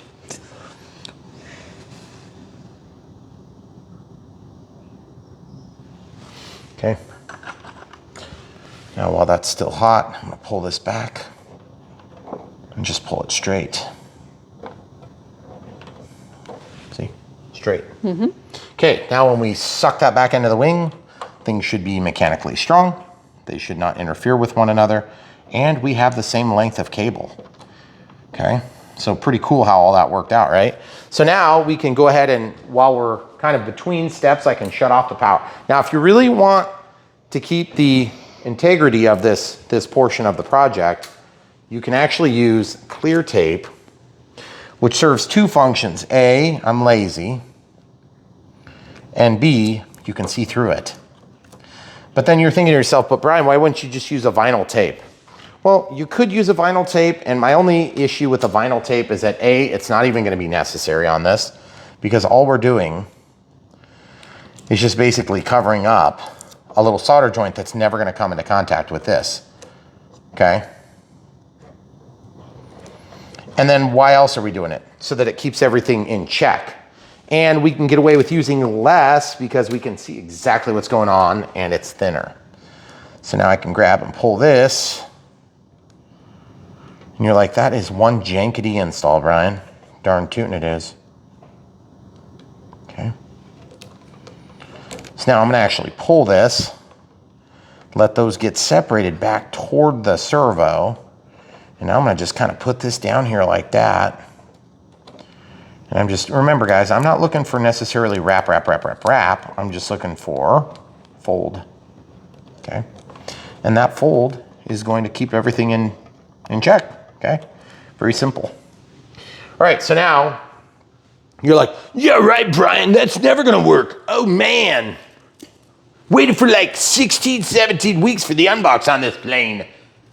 Okay, the guy's back. Okay, it's back. Okay, so the servo checker. Now remember, what do we do with this cable? We are gonna plug this in here.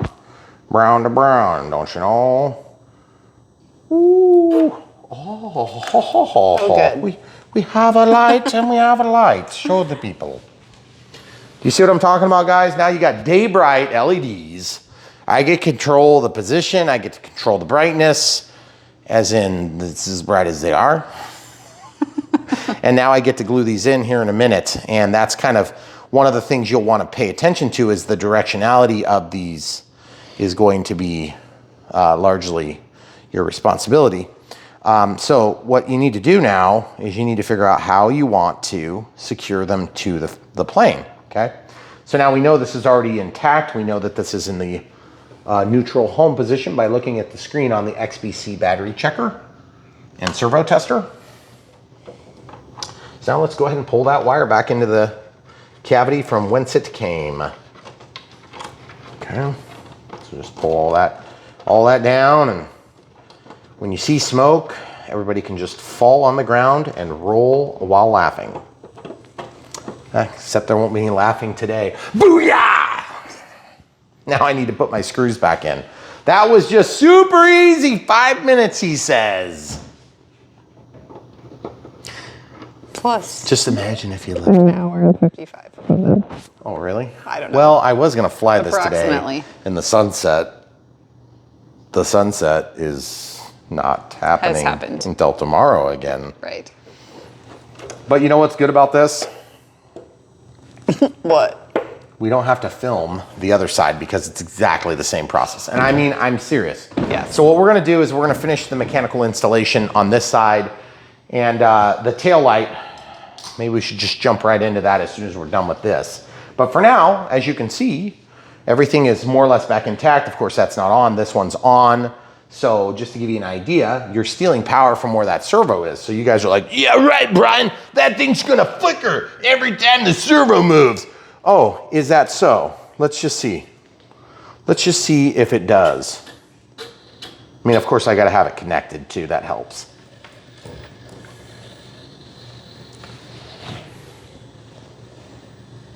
I don't see any flickering, guys. I don't either. And you wanna know why?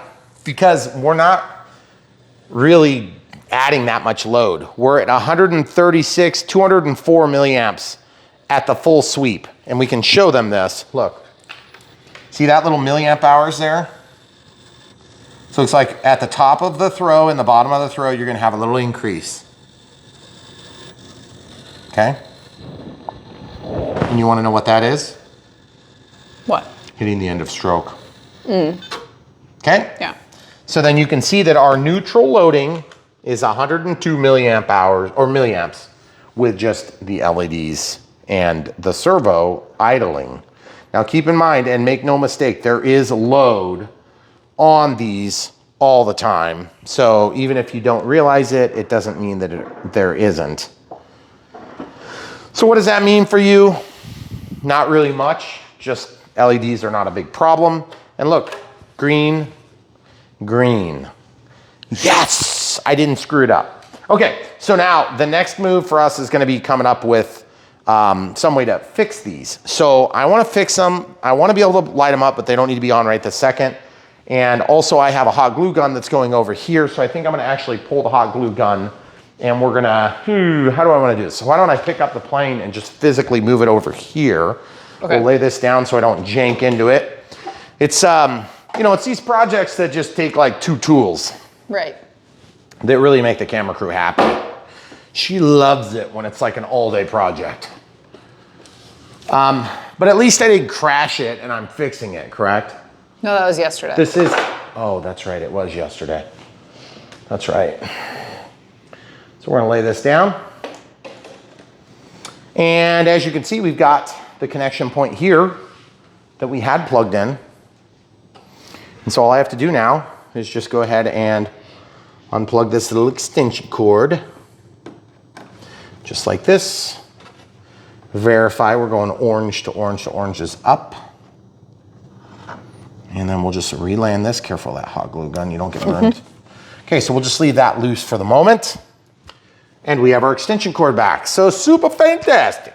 All right, now, also I was just gonna say another method for tapping power that I've used in the past that works well is this is the bind plug. So the bind plug takes the ground,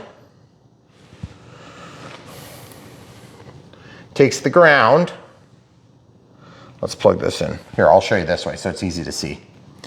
It takes, okay, let's line it up the same way. Do I have the pins right? I think I do. It's really hard to tell on this one. But yeah, it's the ground to the signal, okay? Now, if you were to go power to signal, then you could cause some problems.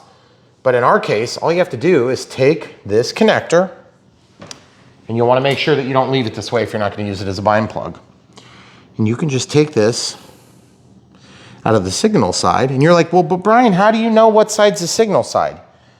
Look at the plug, like a regular plug, okay? And then you'll go power to ground, and then you can cut this in half, and you got one for power, one for ground, okay? But I don't want to accidentally plug that in and short circuit and catch on fire in my airplane. So I'm gonna put it right back to where it belongs, and I'm gonna put it right back into the bag of goodies. So guys, lots of things learned. If you didn't know these things, I'm really glad you're here with us on Brian Phillips RC. We love doing this stuff. We do long format tutorial style videos like this all the time, and we waste this much glue just waiting. Okay, so now let's look at this. This is gonna be a super technical way of doing this. There's more than one way to skin this cat, and I'm just gonna say that right now, okay? Is this thing, oh, there we go. And you're like, are you seriously gonna hot glue that in there? And I'm seriously going to do that. And here's why I'm seriously going to do that. Because I seriously think it's going to be plenty good, and it's also gonna allow me to seal the connection. But not so much that I couldn't yank that out if I wanted to. And it's gonna add a little bit of weight, sure, but it's easier than trying to do it with CA, because CA is going to be very messy on that type of joint. The other thing is, yes, you could box this out, and I could go back and do that later. I could take a saw blade and cut and make a square so that it recesses, but I really kind of want it to be everywhere. I want the light. I want to be able to see, and I want to be able to see it good. Also, this is going to give some thermal mass to the LED, and you're like, but wait, I thought you just said the LEDs get hot. Yes, they do, and so this could be a problem for that reason. Because these are day bright LEDs, they're bright, and they're hot, and they have a built-in heatsink too. So if we find that it melts the LED, or it wants to release, or it wants to, say this is the side of the wing, instead of pointing this way like I want it to, it starts relaxing into this angle, or relaxing into this angle, or relaxing forward or backward. what I can do is I can just go in there and then secure it in a different way. Okay, so for now I'm gonna do this and hope for the best. And what I'm doing is I want this to point kind of neutrally to down, okay? And you're like, but Brian, why do you want it to point neutrally to down? Well, because that's what I want. And you're like, but that's not right. I agree. Well, whatever. I mean, whatever you like, you do what you want. I'm licking my thumb. It's weird, I know. But you know, that way I can let that cool and it's almost like welding. I just want it to, it's like I'm tacking it in place, okay? And it did kind of relax a little bit, okay? Now, if your hands are really dirty, now would be a good time to wash them because this will show up on your finished product. Okay, and you're like, geez, Brian, that looks so crappy. Truth is, at this point, I'm just going for maximum light transfer. Not necessarily extreme beauty, but although from a distance, I don't think the average Joe is gonna know or care. No. But if you do have an average Joe that knows or cares, you can take and do something with something like this. Now, I'm not saying you have to do this by any means. It's not like a weather retardant thing. But if you wanted to, you could put this over the top of that and have a nice finished product. Okay, you'd push that all the way on there, okay? And it would look pretty nice, okay? But as you can see, it looks like this one doesn't quite fit with the wires the way they are, so it would normally be designed to go maybe this one. I don't know. It doesn't seem like it's fitting. But anyway, this is definitely possible. You can do something like this. And then the other big ticket method that I use is I will grab something as simple as any packaging, you know, this, what do they call that? Blister packaging or whatever? Yeah. And so I would take and cut off like a tip or something like this. Or I would take the bottom of a soft drink bottle. Yeah, you used to use like juice bottles. Juice bottles, like on the bottom of Gatorade, if you flip them over, they've got a shape that looks just like that teardrop, and you go over the top of that. Now, as you can see, that looks pretty dang good, right? It really And it's does. not like it was rocket science to do that. It was quite simple. And from a distance, you're not gonna know any better, and even up close, you're probably not gonna know any better. And so I just go in. Especially when it's on. And I just go in there and just kind of hit the edge, and don't worry about the strings. Don't overthink it, okay? And if you really want to get grossed out, sometimes I have to lick them. I'm serious, to cool them down. Otherwise you lose shape. And yes, you do sometimes burn your tongue. But we get down to the nitty gritty here on Brian Phillips RC. We don't pull any punches, even if we have to lick our planes. Just leave that to you over there. That's right, I'm pulling an RC Sparks here. All right, so I need to lay this upside down. So I think, unfortunately, I'm gonna have to go back. The camera crew's running away from me, as usual. I'm gonna have to go back over it. That noise you hear is just the power cord. It's fallen out now, probably. And so now that we can get to the bottom like this, the thing that's nice about hot glue, you can unplug it once it's warm, and then you can come over here and really get into it. So did you tell the people about the grease fire today? I did not. Well, you should. That was quite interesting. So somebody was cooking some lunch today. Not me. It was me. There's less fires when I cook. I put some French fries onto the grease that was hot, the bacon grease. Oh, yes. And yeah, It's only a small fire. it was okay because it didn't hit the lipos. It was only as tall as the range hood. Yeah, for about a second. And so fortunately I blew it out. And, you know, it wasn't like there was two full things of grease right next to each other. Mm-mm. Oh, except that it was exactly like that. Yeah. Yeah. So anyway, nobody died yet. So we're trying to be careful about that. Okay, so that's literally all the more you would have to do to make this work. Now, admittedly, it's not perfect. Admittedly, you could make it more exciting, more beautiful, whatever. But I think that's gonna work okay for us. Now, same thing here is what we're gonna do is we're just gonna kind of come in here and contour around the LED light itself. Okay. Then I'm just gonna make a flat. Then we're just gonna touch the edge. And you're like, why do you use your saliva? That's disgusting. Trust me, I think it is too. But, you know, gets the job done, so to speak. I don't film the licking part, so they didn't know that you were doing that. Oh, sorry. I dipped it just- into the water there, the clean distilled water. Yes. Okay. Spring-fed. The spring-fed water, you got it. Okay, so now you'll notice also what this does. This serves two functions. It helps to distribute the light in a wider band, and it also helps to protect the wiring from getting wet.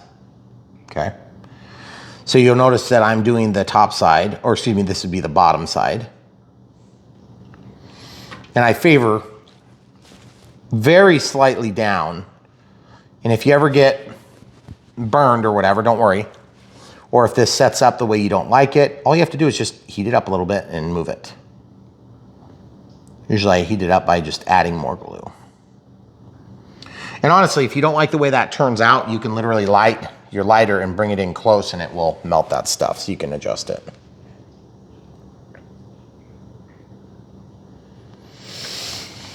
And you're probably thinking to yourself, geez, Brian, you've got this beautiful, like, hundreds of dollars tied up in this plane, and now you're gonna use hot glue to glue your LEDs in. Mm-hmm. Yes, pretty much. We've done it with a lot more expensive planes. So I love the way it turns out because it's easy to do and the outcome is relatively good. And basically what I'm gonna do is I'm gonna flip this over and then we'll give you one quick shot of this, and then we'll go ahead and actually execute the other side. And we might do the tail actually right away, right? No, we're probably gonna need to charge. Okay. So we'll do the tail after we're done charging. And what the camera crew means by charging is our long format content is so long that even Samsung doesn't want you to have it because we film on a cell phone.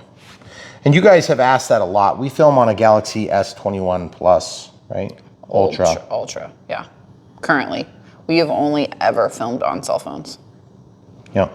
Whoever has the better one. the better phone, that's what we use. So we basically started on an S3, Samsung Galaxy S3, and then we ended up on an S5. A 7. And then we went to 7, then we went to 9, then we went to the Galaxy that we're using now.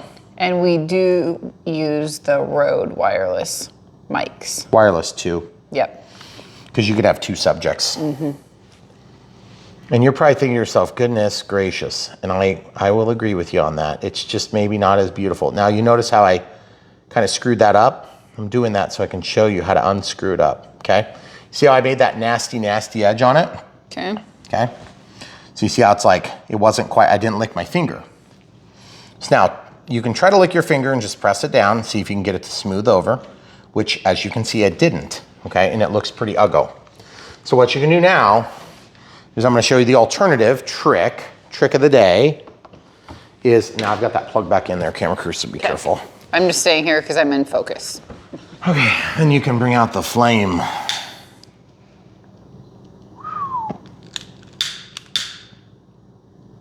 Look how it's smoothed out. Mm-hmm. Lick the finger.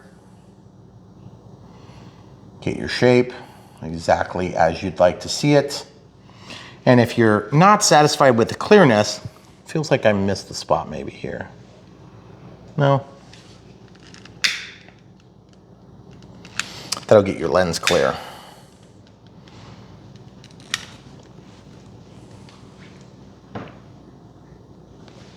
Okay.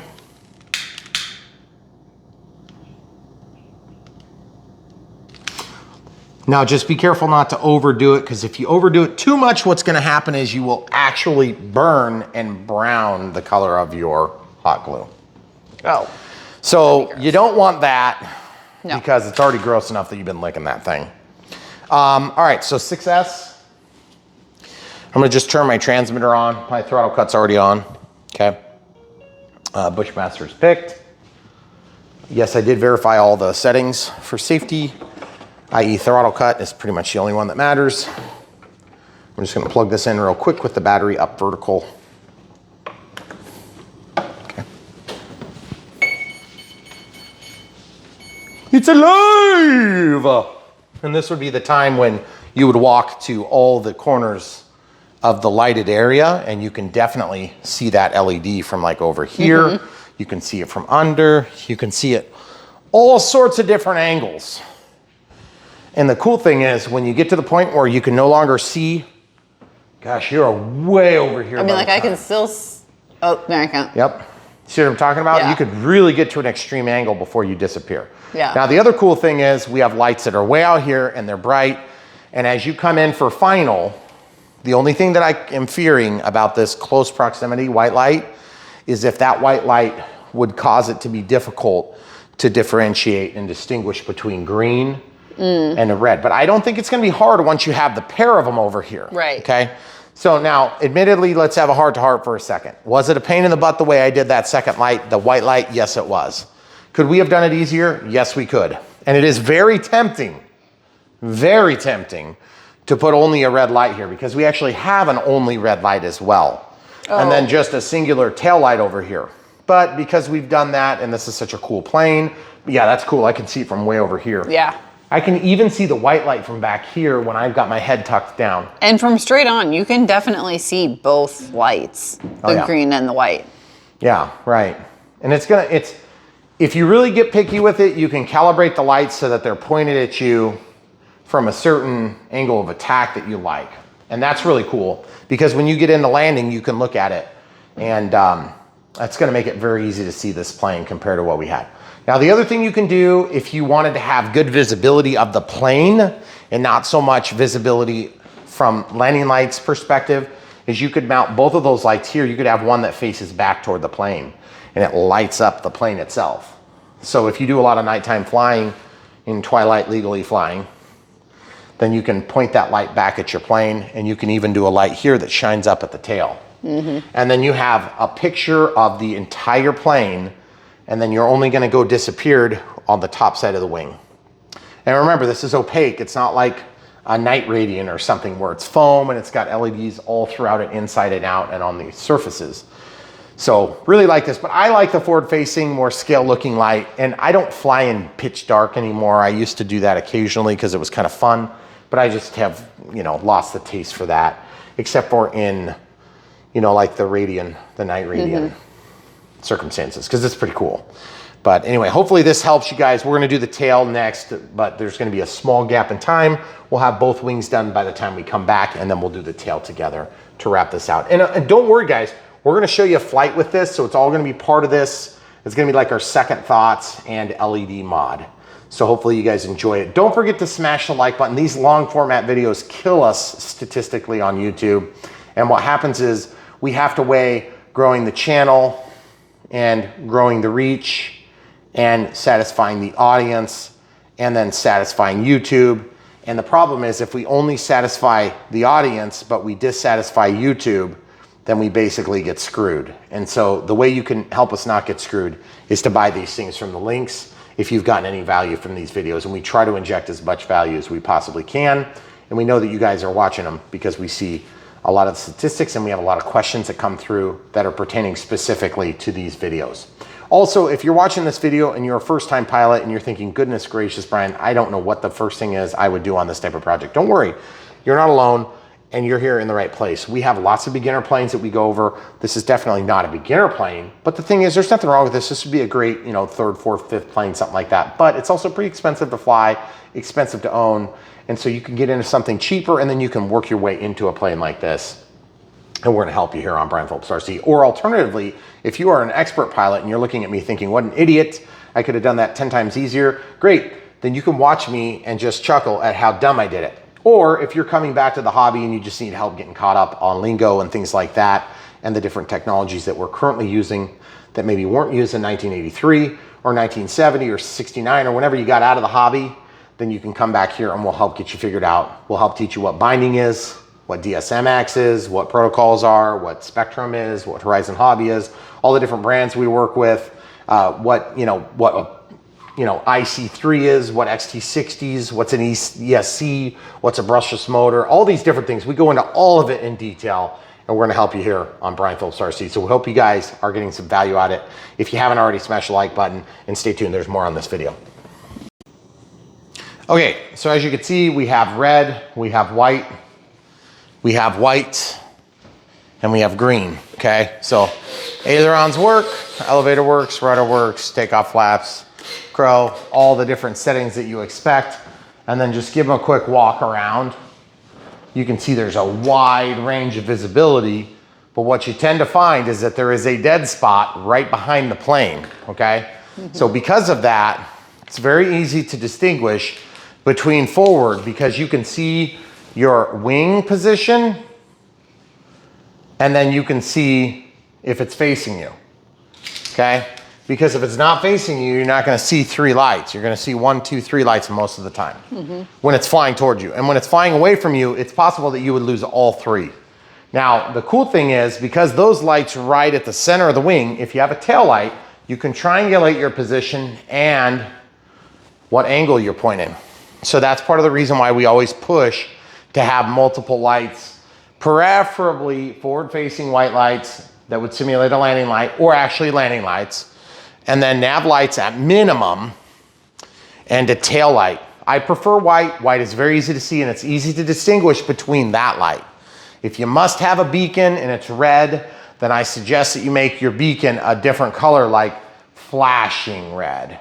But flashing can be mistaken between obstructions like this or moving. If you have movement, then it can create the appearance of flashing.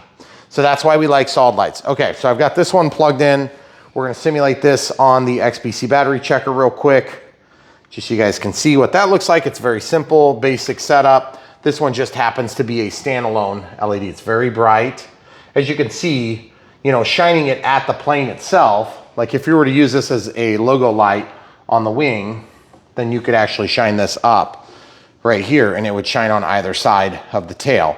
Or preferably you'd have it shine on the logo, okay? Or you could have it shine on itself from something like this where it shines back at the plane. Now you'd have to shut off the big lights and you'd be able to see that, but it's gonna shine onto the plane. So if you wanna do a lot of night flying, some guys will take sticks like this, they look like a T, and they shine back at the plane in both sides. And so they do big 3D exhibits like that. Okay, so in our case, we need this to shine out the back. And preferably, I want it as far back as I can get that's practicable.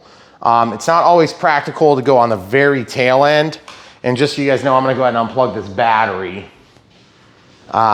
There's no sense. Oh, and I did install that capacitor that we talked about. I just put it into an open port on the receiver.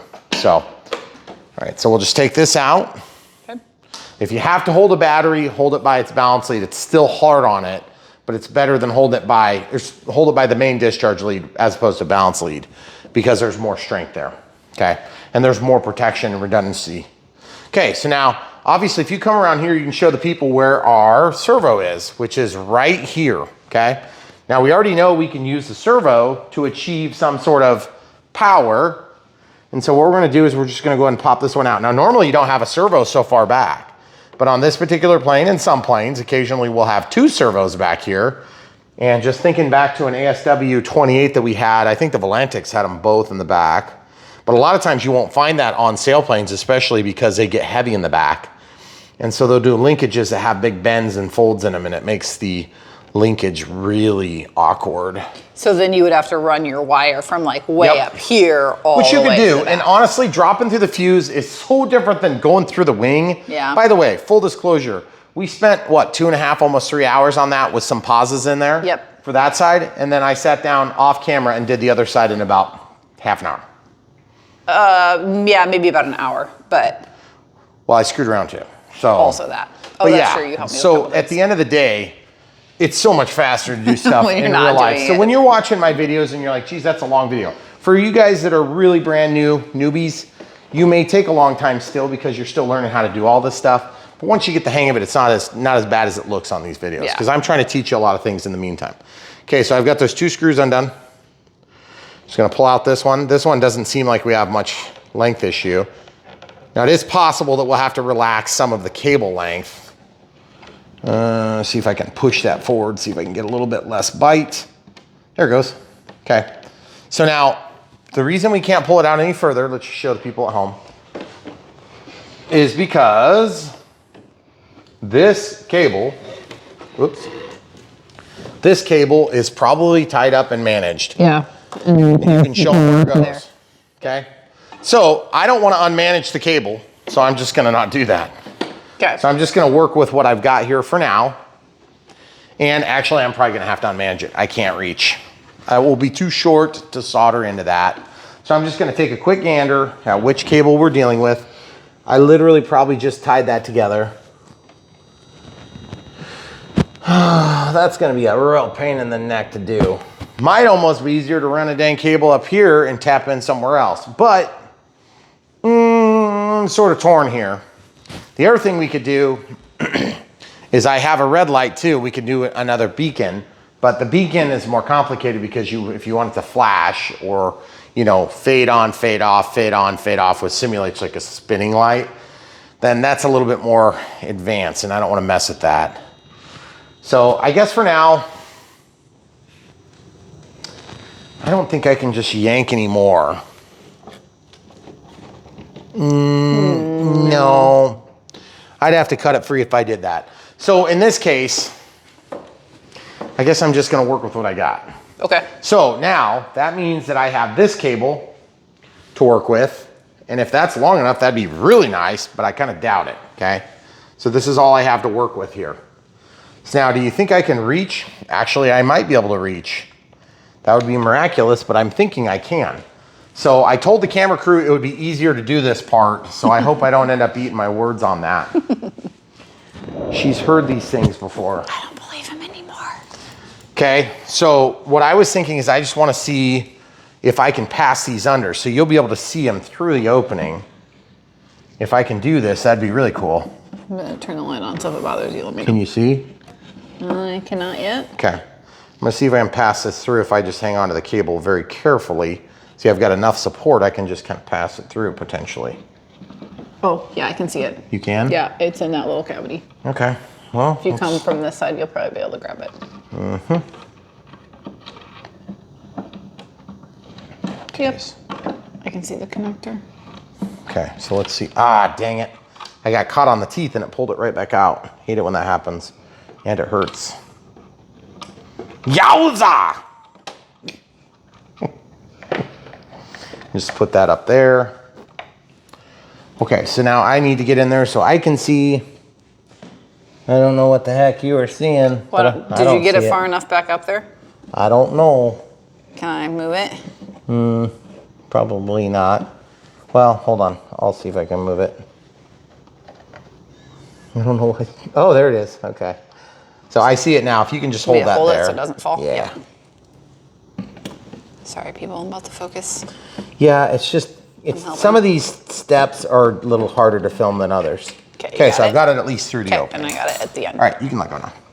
So now at this point, we have a pivoting point here. This, of course, is where we broke. And, you know, practical, if you go like this, that's still pretty practical. The problem is you're going to block it. So this structure will block that light, okay?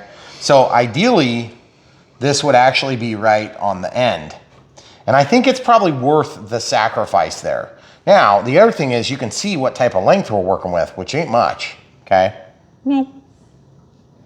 So I'm just trying to think, I can just cut this off and I can probably just glue that on there, or I have to actually break into the wood there, which is gonna be not as easy as it sounds. Never is.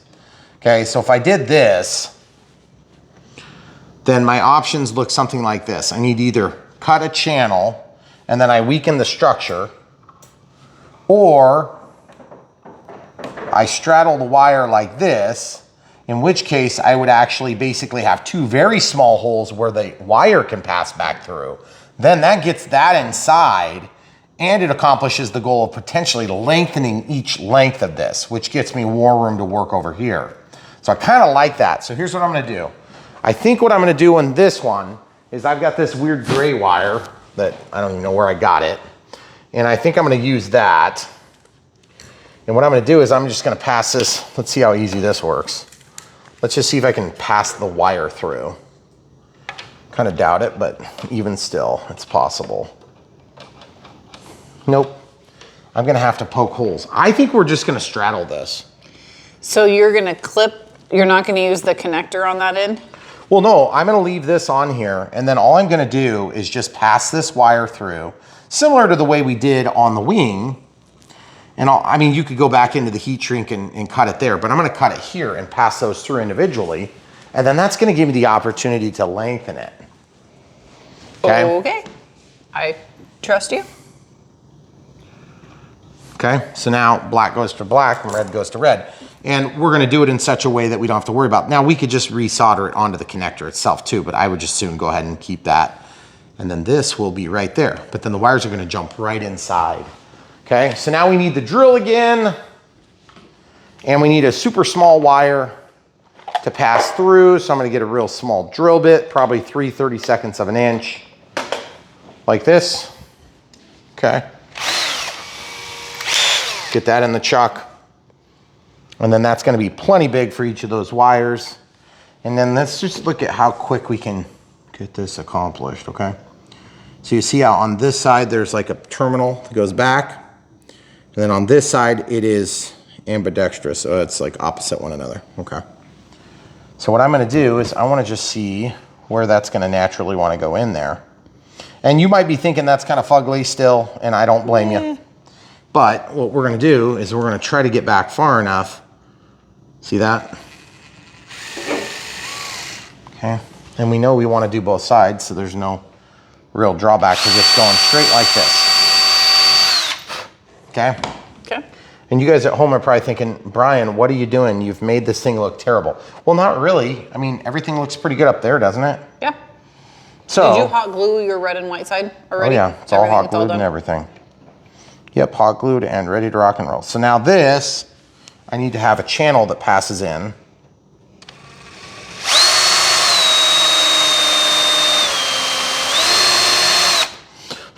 Okay. I need to pull this back into the chuck so I have a little bit more reach.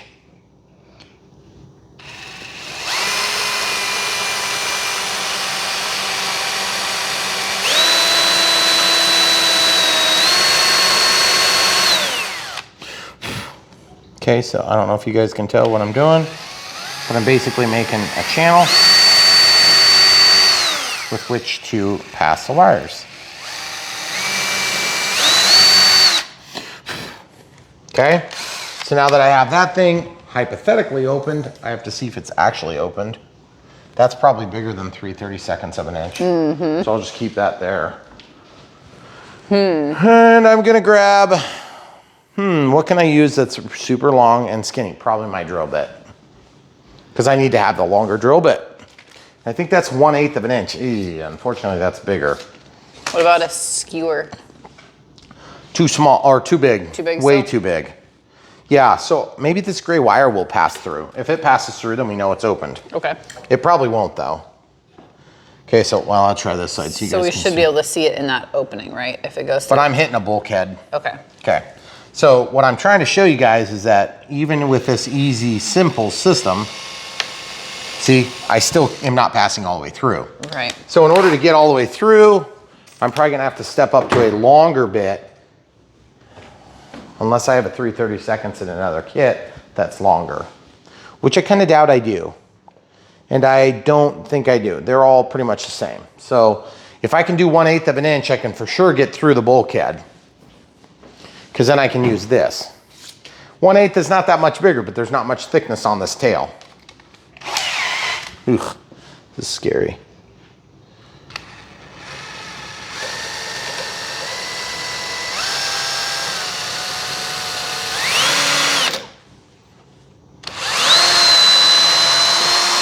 That's true. Definitely. Now, you might be able to chase one versus the other. You may not need to chase the other. Yeah, see, I'm already through. Yeah. Okay, so that's good. That worked okay. That was pretty easy. So I told you this would be easier. Well, We're not done yet. I'll believe it when we're done. Okay, so we're gonna pass this one wire. It doesn't really matter which one, okay? So I've got one wire here. And really all I have to do is just extend the wire. And I mean, honestly, for what it's worth, I could just pass the dang thing all the way up front And then I don't even have to. I can just use this as a meteorary point. And then I could just extend those gray wires, could run all the way to the front. And if I run them all the way up here, then all I would need to do is just basically Y off of any channel. It's kind of tempting in this case. Because then you wouldn't have to, because you would solder or whatever, do like you did on the wings. I would just leave this attached, which I'm gonna do. We move our soldering iron down. And basically what we have to do is tin those leads. And that's gonna get us a connection point from which to pull the wire. We pull the first one through, and we'll probably end up pulling the second one through at the same time, is what we're gonna do. Okay. Okay, so I'll just put this little soldering tray over here so it's easy to work with. Wait, your screws for the servo were under there. Mm-hmm, they're right here. Okay, got them. Thank you for noticing. All right, so the soldering iron needs to warm up before we can actually solder. And all we need to do is get these wires stripped. Okay. So let's look at this. Okay, so we passed in whatever side that is. Doesn't really matter yet. There you go. Sorry. Okay, so that's a considerably bigger wire. That'll be fine for what we're doing. And then this little thing, it's already passed through, so I'd just as soon not have to fight it, but. And again, like I said, it doesn't matter which one's which. Not yet, it will at some point. So what I was thinking I would love to do is I'd love to say, okay, if this is a black, then we'll use black heat shrink or something like that. So maybe what I'll do is, since I have a black marker out, I'll mark the negative side with black. Okay. Once they're landed, we'll know. Okay, so let's just commit this to being the black side, which we're gonna know because it's gonna be soldered to it, okay? And then when we get this all stretched out all the way through the wing, then we'll know that it's the black side. We know it's the negative side first. Okay. Okay. All right, so then we need some heat shrink so we can protect once we're done terminating. We're gonna use blue again on both. Is this even gonna fit over that now? It will, okay, so that's good. Okay, so we'll just cut 2 of those right now because we have to solder 2 on and 2 only. And then we've already got a connection on the other side, okay? So now, well, I'm sorry, no, that's not true. We're gonna solder here and then we're gonna solder on this end. Or we're gonna desolder this and solder onto it. But I found that it's easier said than done. Sometimes these connections are very, very delicate. And plus then you have a bulky wire coming out. So I am gonna go ahead and preserve this. I know it's a little bit counterintuitive because you've got a small connection right next to a big connection, right next to another, you know, so it's just not very smart, but you know, we don't always do smart things here on Brian Phillips RC. We do the necessary things. Okay, so we need 2 more connections. Okay, so we've got 4 connections that we're gonna have to solder. And again, if you were really going for max efficiency, you could do it without doing 4 connections, but whatever. So just so I can help keep you accountable, this and the end is gonna end up all the way at the front of the plane, which is gonna be soldered onto this, which is gonna be soldered onto the little, wherever the light went. Yeah, Okay. or because we have a resistor in here. Right. And so I'm trying to get the current limiting Preserve that. resistor preserved. Yes. Now, you can actually go, in some cases, without a current limiting resistor because you're still going through the control circuit that is the BEC. But if you're coming straight off of the battery and not the BEC, the battery eliminator circuit, then you would definitely need it because it would fry your light immediately. Doesn't matter. It's just gonna be a load and it's just gonna burn itself out in about 1 second. Okay, I'm on track with what you're doing. Okay, so now my other thought is I'm just trying to think, where the heck am I gonna tap? And I've got aileron plugs that I could tap. I've got obviously where the, where I just did my capacitor, I could tap that, which would be probably the best way. And I've got hot glue all over this stuff now. So I'd have to peel that off, which is not a big deal. But I did that off camera, just kind of tidying things up. But you can see, once I peel that off, then I can get to this one. That's all I needed to get to, was right here. So yeah, so right now we'll plan on doing that. All right, so the soldering iron is definitely hot. So now that we have a hot soldering iron, I don't know where I need you yet, but we're gonna find out in just a second, I suppose. Okay. So I need to tin both sides of this equation. So in order to do that, it's pretty simple. We're just gonna heat it up and let solder go into it. And since we've agreed we're gonna do black first, ah, dang it, that fell down, didn't it? It did. Okay, well, I can be pretty careful here because I'm on top of a surface that would melt. Okay, so then we've got a little bit of heat shrink that we're gonna put over this. And then we'll just go ahead and come in here and we'll do just like what we did before. Only difference, of course, is that we have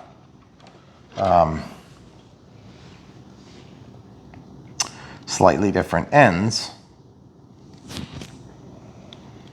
Okay, so we're gonna go like that, make a little hook, just like we did before. And we, of course, did this off camera for the other wing. So if you're wondering how we got the other wing done, just go back and watch the first wing and just imagine it was the other color.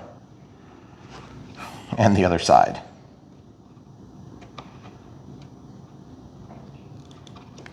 So my apologies if you can't see every aspect of every step. We're doing the best we can.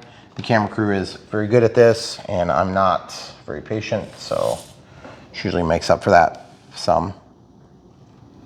Okay, so you can see that's got a nice little glob on it. Ooh.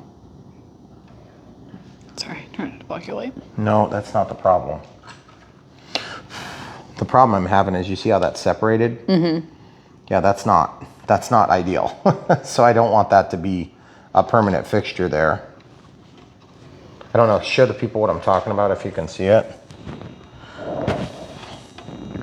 I have to squeeze this back together, I guess. Hate it when wire does that. It was like basically a strand that didn't get cut, so it's separated. And now that whole thing's pulled out, so, well, whatever. Okay, now I can slide this over the hot solder joint while it's still hot, and it'll shrink down. If you're careful, you can do that.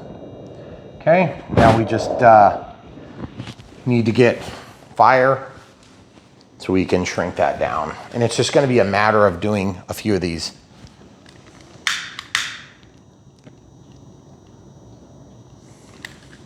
And this stops us having to cut into this. Now, the reason, the rationalization here is if I didn't have cable management done, it might be easier to just separate these wires, okay? Now, I could still come in and just go into this wire. I'm still a little bit torn. But I guess for now, what I'm gonna do is I have to send another wire through. So in this case, I'm just gonna stretch this out and say, is that long enough? Probably, because that's like the length of the fuse. And then we'll cut off what we don't need, because this is like spare wire basically. Okay. Okay. So now I need to make a second one that's gonna be acting as our red. So it's not marked as such, okay? So then we'll pass this through the other side, and it's gonna come out the same hole, because obviously we have to send that back through. Okay, so I gotta straighten this wire out a little bit so it'll make it, Yep, there it is. There it is. Okay. So then I need this. And yes, I understand there are probably easier ways to do this. I 100% wholeheartedly agree that that's true. But this is just the way I'm doing it on this one, to give you guys an idea of some other ideas on how to do this. There's always a couple of different ways to do these things, and it's not like one way is especially wrong and one way is especially right. But I can definitely tell you this, the camera crew is on the wrong side because the lighting is over here, so she's gonna move. She's gonna try to stay so that I can get to my tools when I need to and not get burned. And she'll have to pay attention to that, otherwise she'll accidentally end up in the soldering iron tip, which would suck. Okay, so now this is gonna relax into the plane, so I have to support it. Okay, got a little bit of solder in there. All right, so we're good there. And then I need to slide a little bit of heat shrink now over the end of this. Of course, this being the positive line, this being the negative, negative having been cut, I'm going to mark this on the opposite end. And then how do I know this is the negative end? Because it's the black end. Because I just marked it and it's the one that's already cut. The other one's on the rule still. Okay. Okay, so because once you get up to the front, it may not be so obvious. And that, you probably don't want to drop that in your cat water because it's got lead in it if you're using good stuff. All right, so now, same thing we did before, only in a different connection. We're just taking and bending this and making it into a bit of a hook. Then once we have a bit of a hook formed, we can do the exact same thing over here. And you're probably thinking to yourself, Brian, what the heck? That is a lot of work for LEDs. I know, I've been saying that for years. Why do the manufacturers not just do this? Because they can get this done for literally dollars on a plane. And when I say dollars, I mean, yes, there are real dollars involved in real sense. And it is possible that somebody might not buy a particular plane because it's a little bit more expensive, but I will always pay the extra 10 bucks or 15 bucks or 17 bucks for the LEDs because it is almost always going to be worth it because I want to be able to fly at twilight hours. And especially with the advent of this remote ID crap that's coming down the pike, there's going to be some rules more than likely that come into effect. They'd be similar to general aviation stuff. So it's really foolishness not to have LEDs, but that's okay. The Bushmaster is still an amazing plane. My understanding has probably been around long enough that the remote idea was still a thing of the future. Okay, so that's good. Clean my fingers off. Just make sure that black stuff is the sheath of the cable. Okay. All right, so now we melt this. And that's going to provide a little bit of mechanical strength. I feel like that didn't shrink down very good, did it? Okay. Just going to let that cool for just a second. All right, now we can make these so that they're the same length. That's going to require me to cut this, but I want to make sure that these are the same length. And then I'm going to cut them because there's no sense in having them different lengths. That's going to be way long. Like way, way long. Okay, so we can just kind of kick that out of the way for now. So now we have to do kind of almost the same thing over here, except we're going to wait, pull it through the body, and see where we end up. Okay. Okay. So this should be a relatively easy process. I'm going to slide this under so that I can see it go under the horizontal stabilizer and elevator assembly here, which I can see the shadow and all that. But I'm seeing just that, just the shadow. Whoops. It's one thing I've noticed on this plane is since it's not a foamy, it doesn't always necessarily like to stand as much as some of our other stands that we've, because it likes to flip. Sorry, I gotta throw this stuff away because it's driving me nuts being right in my way. Those are just the little tips of the wires. Okay, I can see it inside of the fuse. Another thing that's nice about these forceps is that you can reach in and open them once you're inside of the object that you're trying to reach from within.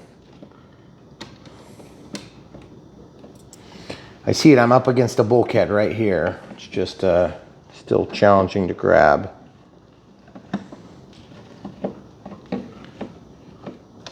It does help a lot that you can see through this hole.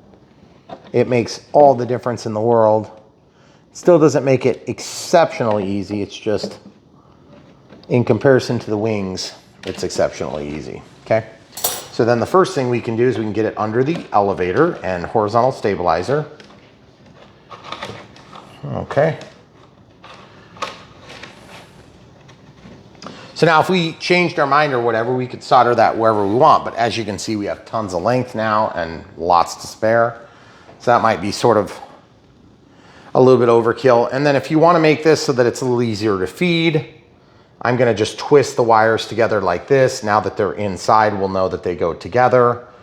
And these won't actually untwist. Surprisingly, they should stay together as long as I'm not yanking on it hard. That's what will untwist this. But then what happens is you have a nice, easy to manage cable. And this is a little bit heavier than I was hoping to do.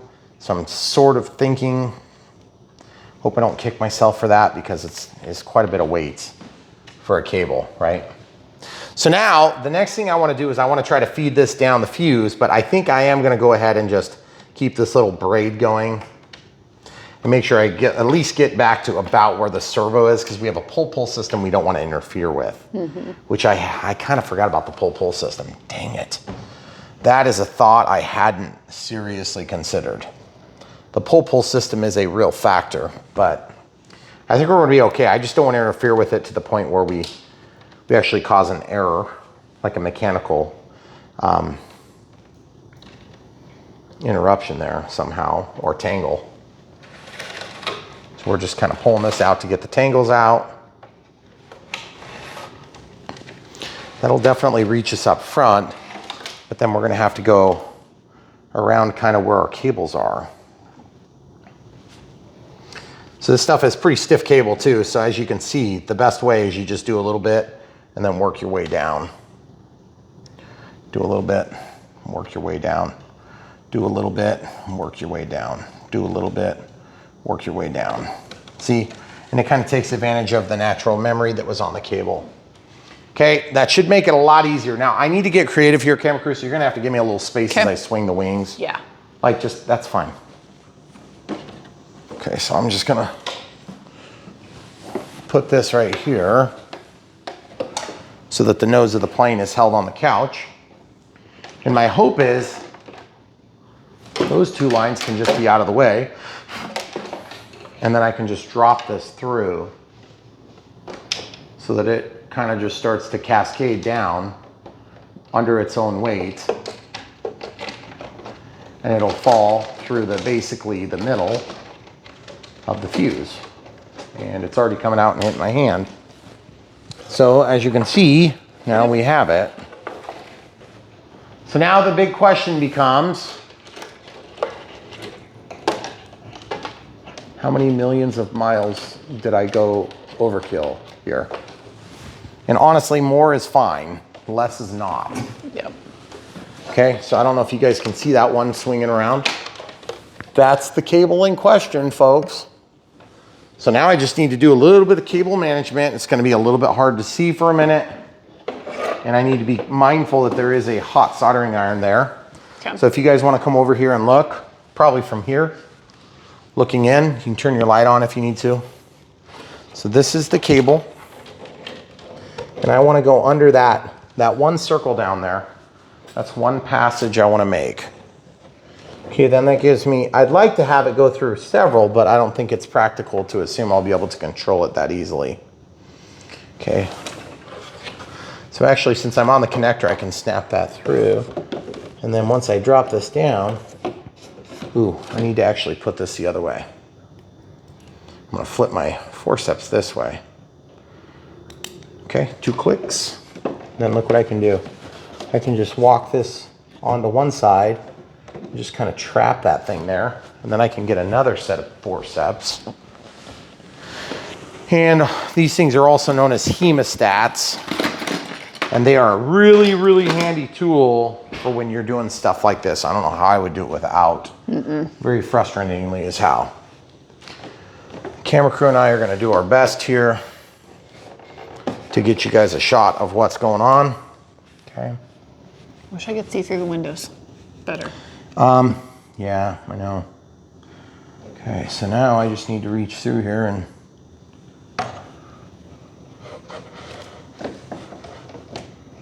ooh, come on now. No, I can't go through that. I have to go around it. There we go.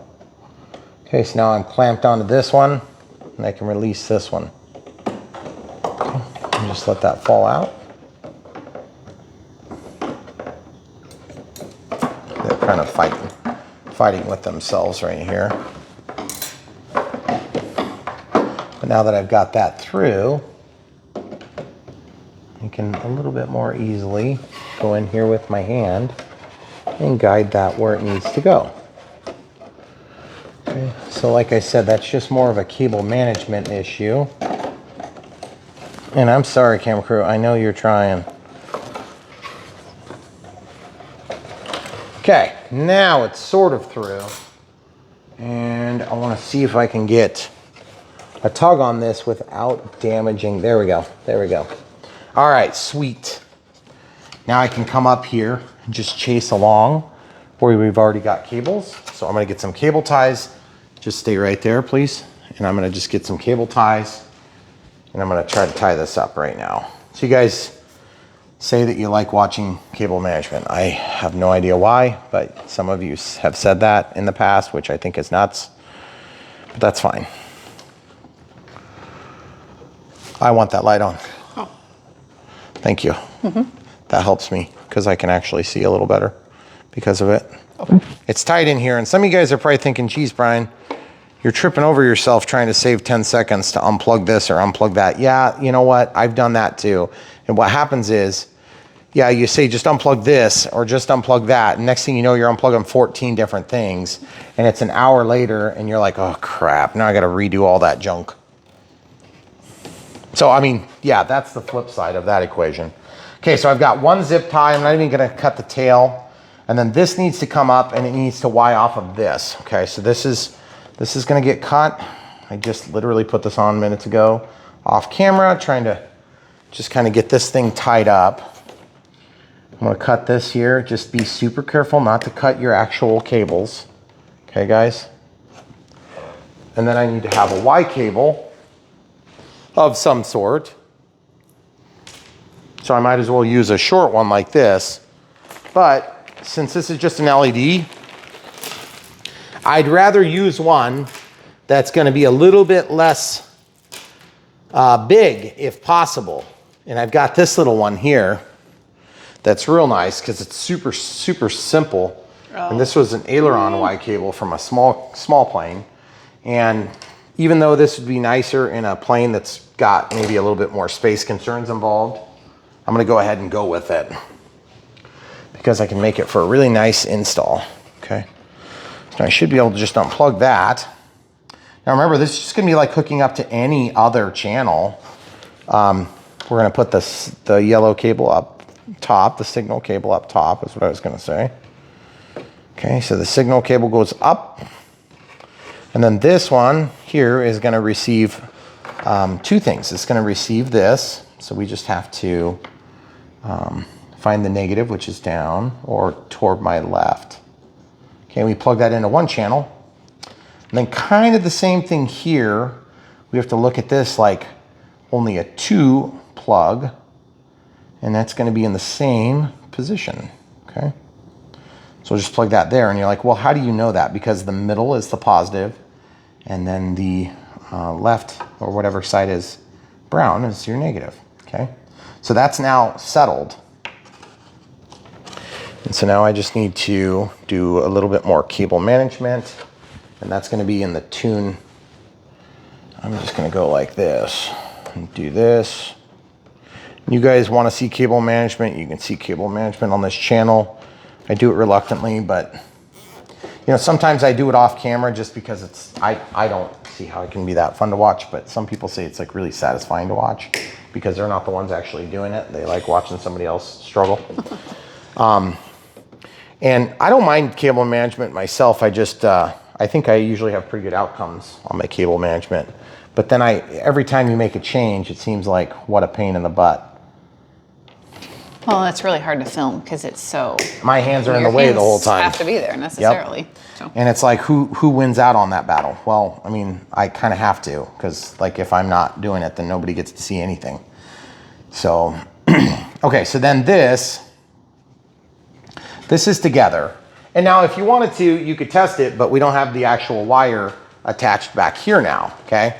So as I pull, you can see inside that pulls that tight, and that's not going to interfere with our pull system, okay? But I'm going to probably cut this off a little bit beyond where I need it and then slide it in when I'm done. So then when I'm glued, I've got it off pressure. Okay, but we did a lot extra. And so much so that I'm just gonna cut a little bit of it now, right? Because it's just in the way. You can just save that for another project. I will. I know. Until the end of time, obviously. Of course. Okay, so now this needs to go somewhere. So it's just gonna go here, okay? And there's nothing incredibly, you know, that connector that I picked, it's so bulky. I thought it was gonna be nice and tidy, but it's actually kind of like the exact opposite of what I was hoping for. Oh. Yeah, see how big it is? Yeah. And it doesn't quite make it to the bend. So it's gonna force our hand on some other cable management issues. So I'm gonna see if I can make a turn here. Did you shut that light off again? Yeah, because I was looking at you. Okay. And mind your face. So if I go like this, I think I can get it to work nicely, okay? So if you guys can see kind of what I've done in here, I've just kind of tangled it all up neatly. There's such a thing as a neat tangle.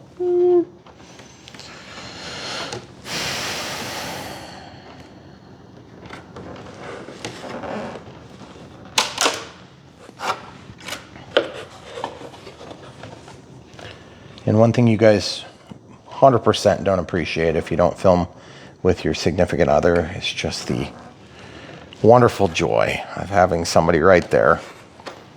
Correct? I can go away. No. I'm not asking you to go away. I'm saying that's a fun thing. Okay, all right, so now I'm going to pull this like that to torque it down and really get a tight bite on that cable. Okay, so we only have one cable tie on there because God forbid I have to change something, which would be terrible tragedy.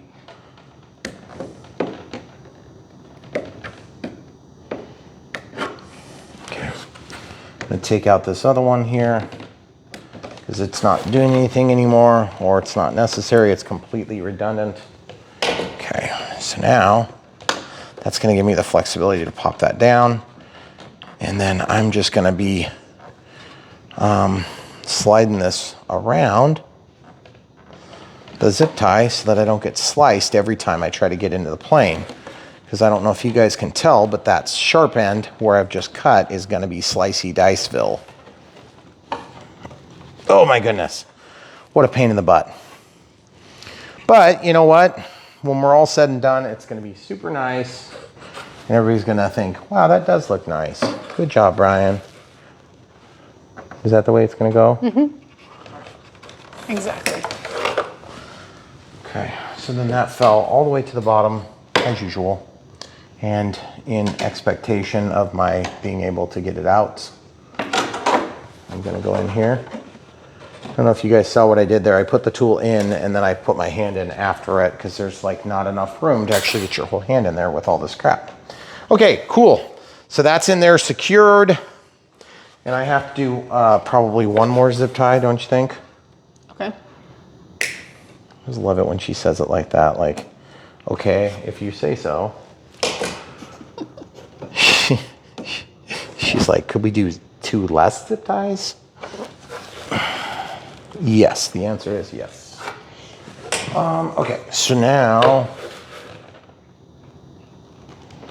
so guys, if you're new to the Brian Phillips RC world, we stopped doing a lot of these videos. I don't know.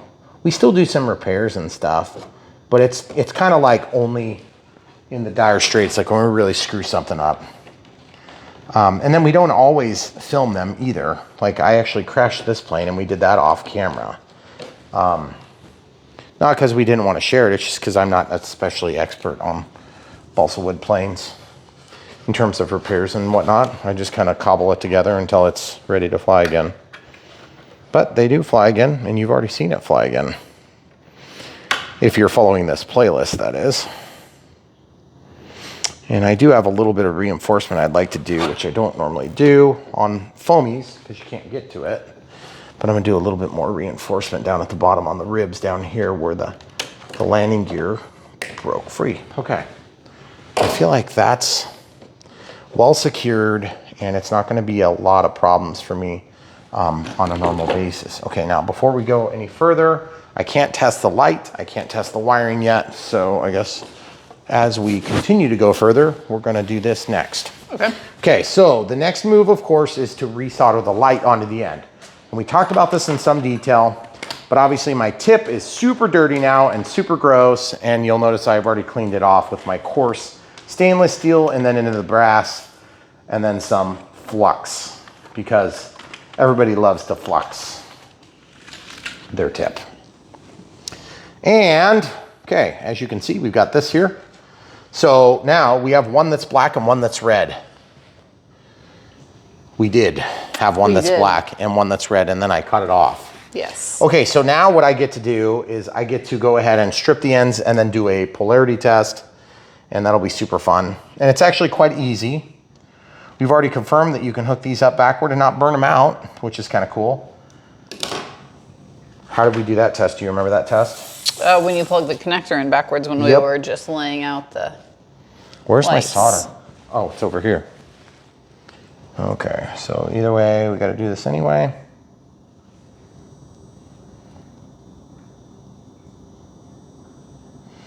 Okay, so let that heat up. Then the solder will wick into the wire.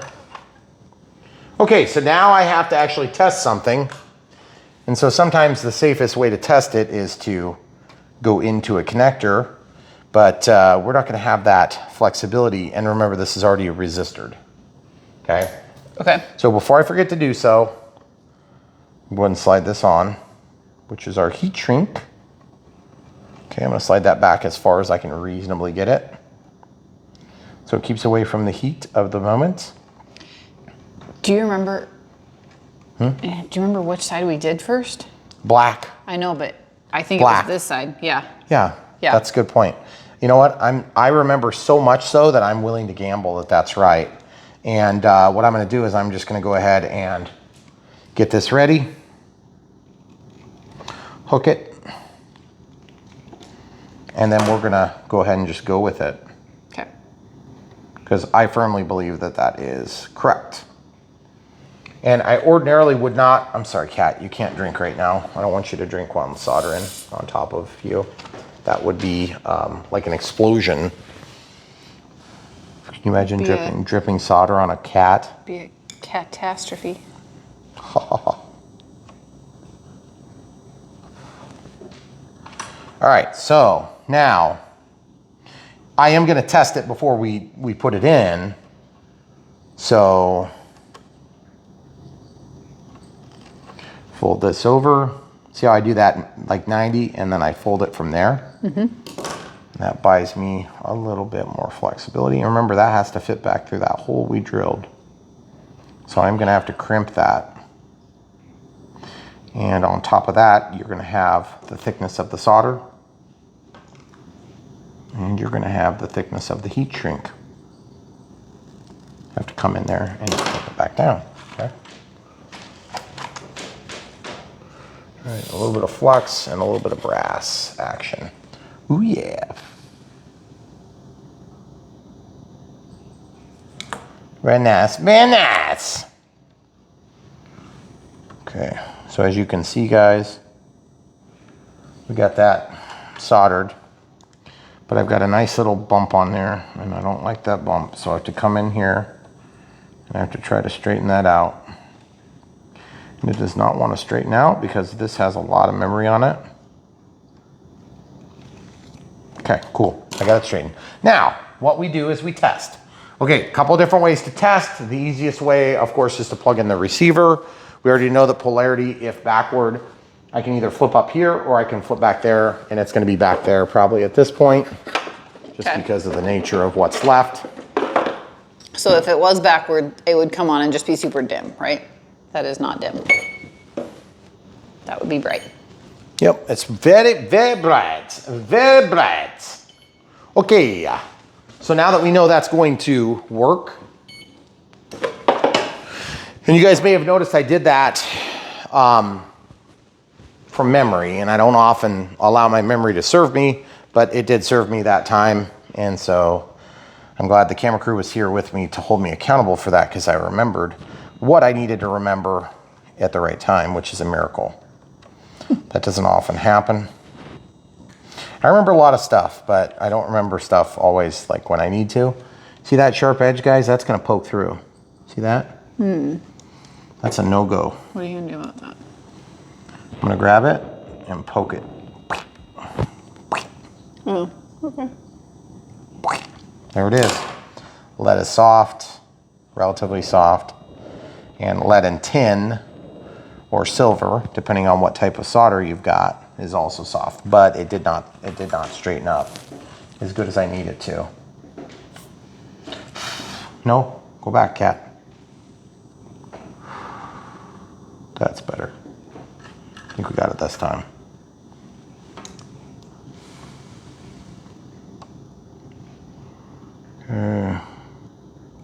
Just kind of biting it. Just trying to avoid that nasty edge, because it's going to catch the heat shrink as I pull the heat shrink over. Okay. All right, very good. So now we can shrink this.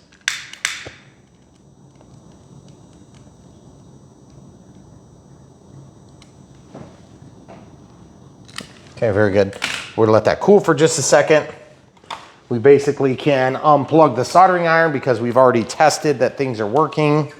And so to avoid the catastrophe, we're gonna like literally move this so it's away from where the cat is and over here next to our grease trap fire stop. Now we need to slide this in.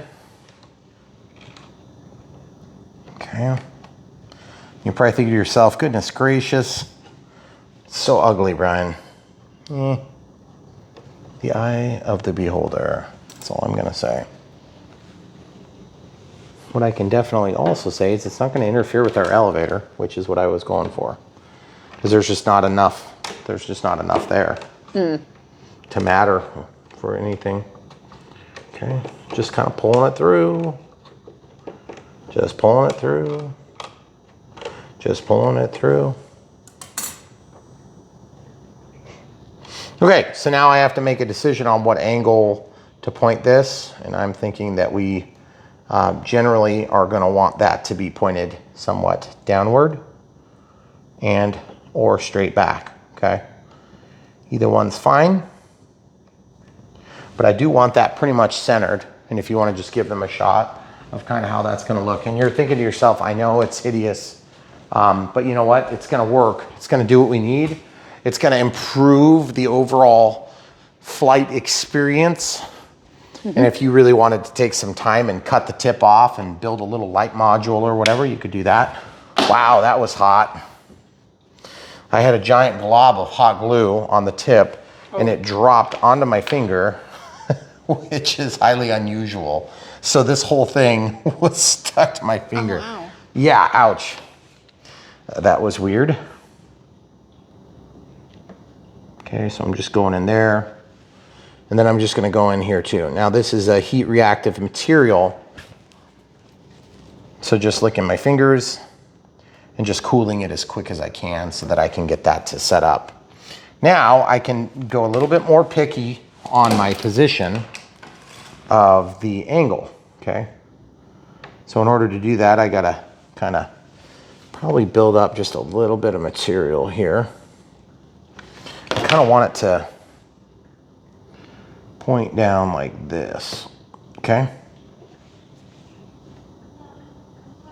Okay, just like that.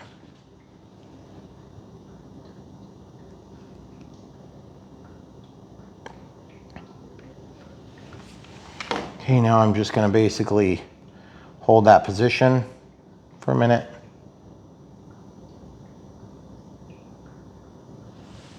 Now this I want to point very straight backward. So I am being very critical of its angle in relationship to the tip of the airplane. You're pushing things. Okay. Remember, a little string here and there is not going to matter because you can take care of that in literally 1 second with your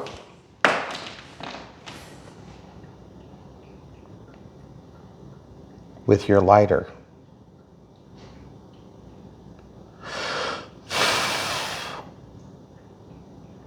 Okay, so now you've got that, and it's still wanting to favor one side versus the other, so I'm really having to hold it.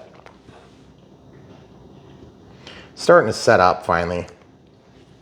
The other thing you could do too that really is nice about this is once you're all said and done, you can actually build another cover to go over the back of this if you want, because it's a balsa wood plane. It's super easy to do these things. Or you can just make a little piece of covering and go over the outside, but you're gonna have to do it really quick if you're using hot glue as your base. Okay, so I'm just kind of rocking this down. It just does want to kind of keep pointing up on me, so I'm struggling with that. Okay. I'll get it though, eventually.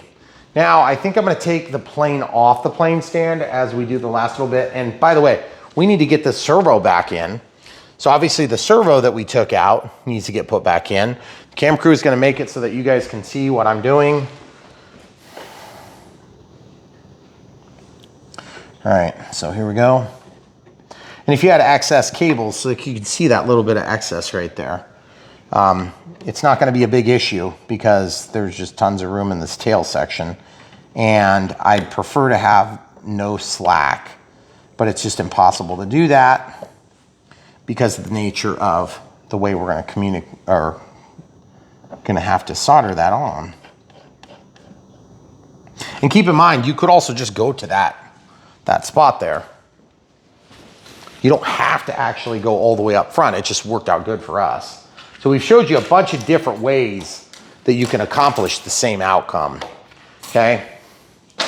And so now my next and pretty much last step in this build video, or this assembly video, whatever you want to call it. People complain that we call these build videos, and I'm sorry to disappoint, but this is about as much a build as we do on our plane. Some of you guys might do more builds, so we don't mean to disrespect those of you that do bigger builds. Okay, just a little bit of hot glue up in there. And remember, don't worry about the strings. I would imagine that most guys that are getting this plane are probably going to be more inclined to actually build something, like cut off the edge, make a flat point. Well, the problem is by the time you do that, you're going to end up just doing this anyway. Right. So the way I figure is if you do this way, you waste less time, you end up with a bigger, more attractive light. Even though it's ugly in certain regards, it's going to be more effective in other regards. Well, and like you talked about earlier, it's easier to put in LEDs while you're building it, but sometimes you don't know if a plane is worth it. Mm-hmm.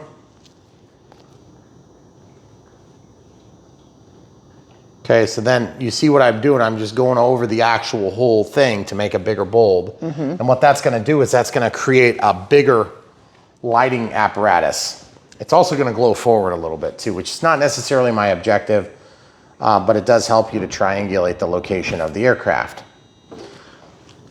Because remember, after all, when we're all said and done with this, what is the purpose of the lights? It's not to look cool. It's to help you be a better pilot. It's to help you get your finals when you drop down below the tree lines and the plane wants to disappear, like when we were filming in our maiden. And that is why we do it. We don't do it because it looks cool, although it does look cool. But it's functional. It's functional. And we like to say function over form here, but we don't always do it. Sometimes we're just doing it because it's cool, but in this case, it's definitely going to be, this is definitely a real life thing. Now, the other thing is when you see a really sleek, beautiful, real general aviation plane, you're gonna have some very small lights relative to the size of the fuselage and everything. And that's just like part of the nature of the beast. If you want bright lights, they tend to get a little bit bigger, okay? And so don't be surprised. And yes, I did just touch that with my naked finger and it's warm, but it's manageable because it's been unplugged for so long now. you're probably thinking, why are you doing so much on this? Because I want the tip to look nice, as in the shape. And then if I want to, I can come back here with my wife's fingernail polish stuff and I can actually paint this thing white and then make it disappear. It'll look like it's actually a functional piece of the plane.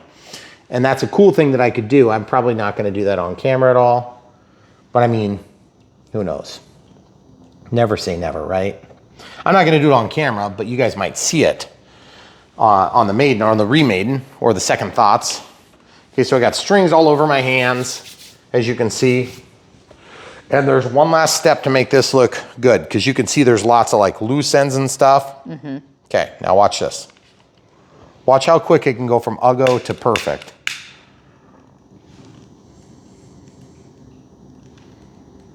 Or near perfect.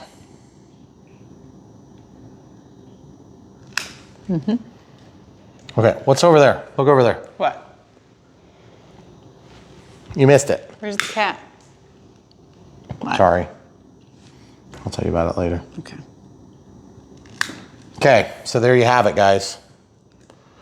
So, if you get a little fingerprint on it or whatever, then you can just lick your finger and hit it one more time until such a time as you're satisfied with the overall shape, okay?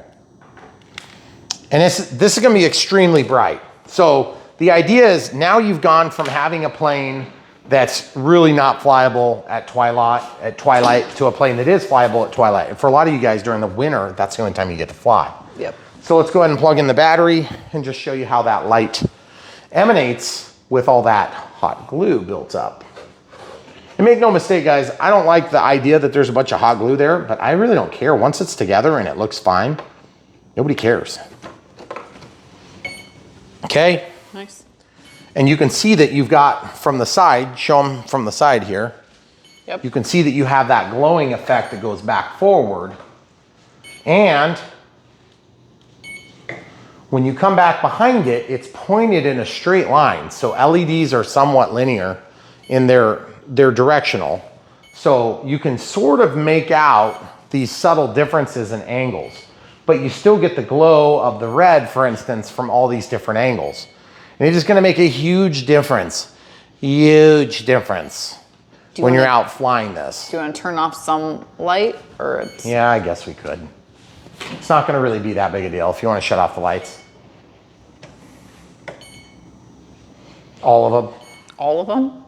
Okay, what do you mean all of them?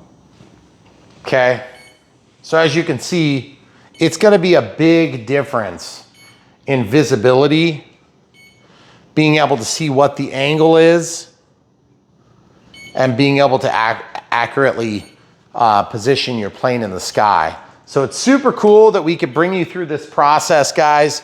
We love having you here on Brian Phillips RC, the world's best audience.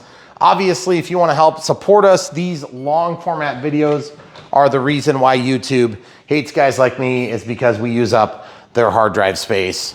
And you guys, as long as you keep watching them, they're not going to give us too much trouble. And yes, that is definitely long and definitely a little bit fugly. But the thing is, I can tell you this, I'm going to be able to see mine. And if you have just the basic model, you're not going to be able to see yours at the same time. So that's definitely a trade-off I'm willing to take. And also, there's a little bit of work I could do on this. I can definitely cover this whole thing that's touching the fuse and make that really look nice. And just look how bright that is. It is an intense light, guys. So it's gonna look super cool in the air, and I don't think anybody's ever gonna notice or care about that little area that's ugly. I mean, after all this has been crashed, I've ripped the landing gear out already, and I just love the way it looks. I'm super glad we did this. I wish it would have gone a lot quicker. I kind of assumed this would be a quick one because we had access to so many different places to tap power. And we showed you two different ways of tapping power, in fact. We showed you tapping power right in the servo lines, which we've done a number of times, and it's super nice, especially on planes that have quick release wings. Now, obviously these wings do come off, but they're not so much quick release, and we have cable management that prevents us easily taking the wing off. But in your application, you might not do it that way.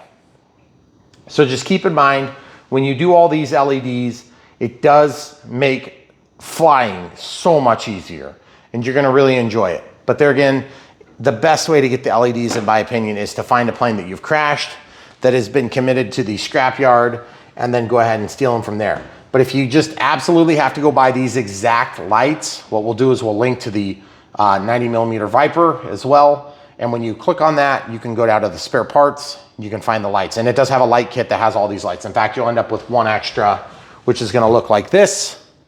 And that's the red light. Okay, so we'll just show you that real quick. That one, of course, is going to be a non-flashing light as well. So you can see, very bright. It's just the same as the right, red is returning, right? The nav light. So if you decided you wanted to do an anti-crash beacon or something up here, there are circuits that you can make that will do a timing flash for you. There's also light control modules. It's one of the very few things that Dyna made that I appreciated. And you can buy those things from Crash Dyna Planes. And they had a flashing port and a regular solid port. And you can plug those type of plugs into them. But I don't know if they're gonna be as intensely bright because they might have a voltage divider that cuts down the voltage to like 3.8 volts or 3.2 volts or something like that. So anyway, just a lot of thoughts for you. Glad you guys came and watched this whole thing. I'm sure you guys have already seen it fly. Oh, and then one more thing too. This is one trick that I usually do, and I'm not sure if this is still hot enough. I think it is. One thing I do when I have these Lemon RX receivers is when I'm done plugging everything in, I always coat these areas with just a single bead of hot glue. And what that does is it makes it a little bit harder for things to back off. And you're like, well, why do you do that with Lemon RX and not other receivers? Well, I don't know why we don't do it with other receivers, but I can definitely tell you this. I have had good luck doing it, and so I continue to do it. When I do something that works well, I tend to kind of like do it into perpetuity. And so that's a double-edged sword because then I do a lot of things that I don't necessarily have to do, but I do it because just out of pretense. But this plate is gonna be sweet. I cannot wait to see it in the air. It's gonna be so cool having all these lights, and it's also gonna help a lot when we drop down the tree line because these white, like when it's snowy like it is right now, and it's, I just wanna point out one thing I screwed myself on. Let's show the people this. See this wire here? I have to pull this wire down just a little bit because I can't clip. There's two clips here that actually need to go in here, and I think I may have put this in such a way that I can't actually get my cover on now. No, it's good. It's good. It's just a tight fit the first time. I had to slide the wires forward. And I also did, full disclosure, put just a little bit of hot glue on the two connectors for, I think it was flaps, because I use extension cords to get the flaps. The ailerons had the integral clip to keep them, the retention clip on just one side, which is kind of a weird style. But then my flaps, I used hot glue and just did a slather across. So this thing, I'm really, really happy with it. I can't wait to get it in the air again. And if you guys really want to help us, buy these planes when you like them. We never ask you to buy stuff you don't like. If you don't like this and you like the ASW, you like the PT19 or the P51 or, you know, like that little Zero there, or the, you know, J11 or whatever it is, the Alpha 80 down here. We've got hundreds of planes we reviewed here, and there's literally hundreds of planes in our basement. So you won't be hurting our feelings if you buy one versus the other, but really you will hurt our feelings if you watch our videos and you use, you know, a lot of the aids that we give you therein, and then you go and buy it from somebody else's link. That really does bum us out. And also that is pretty much the way we fund this channel. So if you guys buy it somewhere else, then it kind of hurts us. So if you do that and you want to still throw us a bone and you're like, you know, I got a local hobby shop, the guy's my buddy, you know, has been taking care of me for years. Great, well then why aren't you watching his videos? But at the same time, if you do go there and you want to support us, we've got Patreon and PayPal, you know, throw us a couple of bucks that direction if you'd like. But we love doing this stuff, and we'd probably be doing it even if you decided you weren't interested in supporting us financially.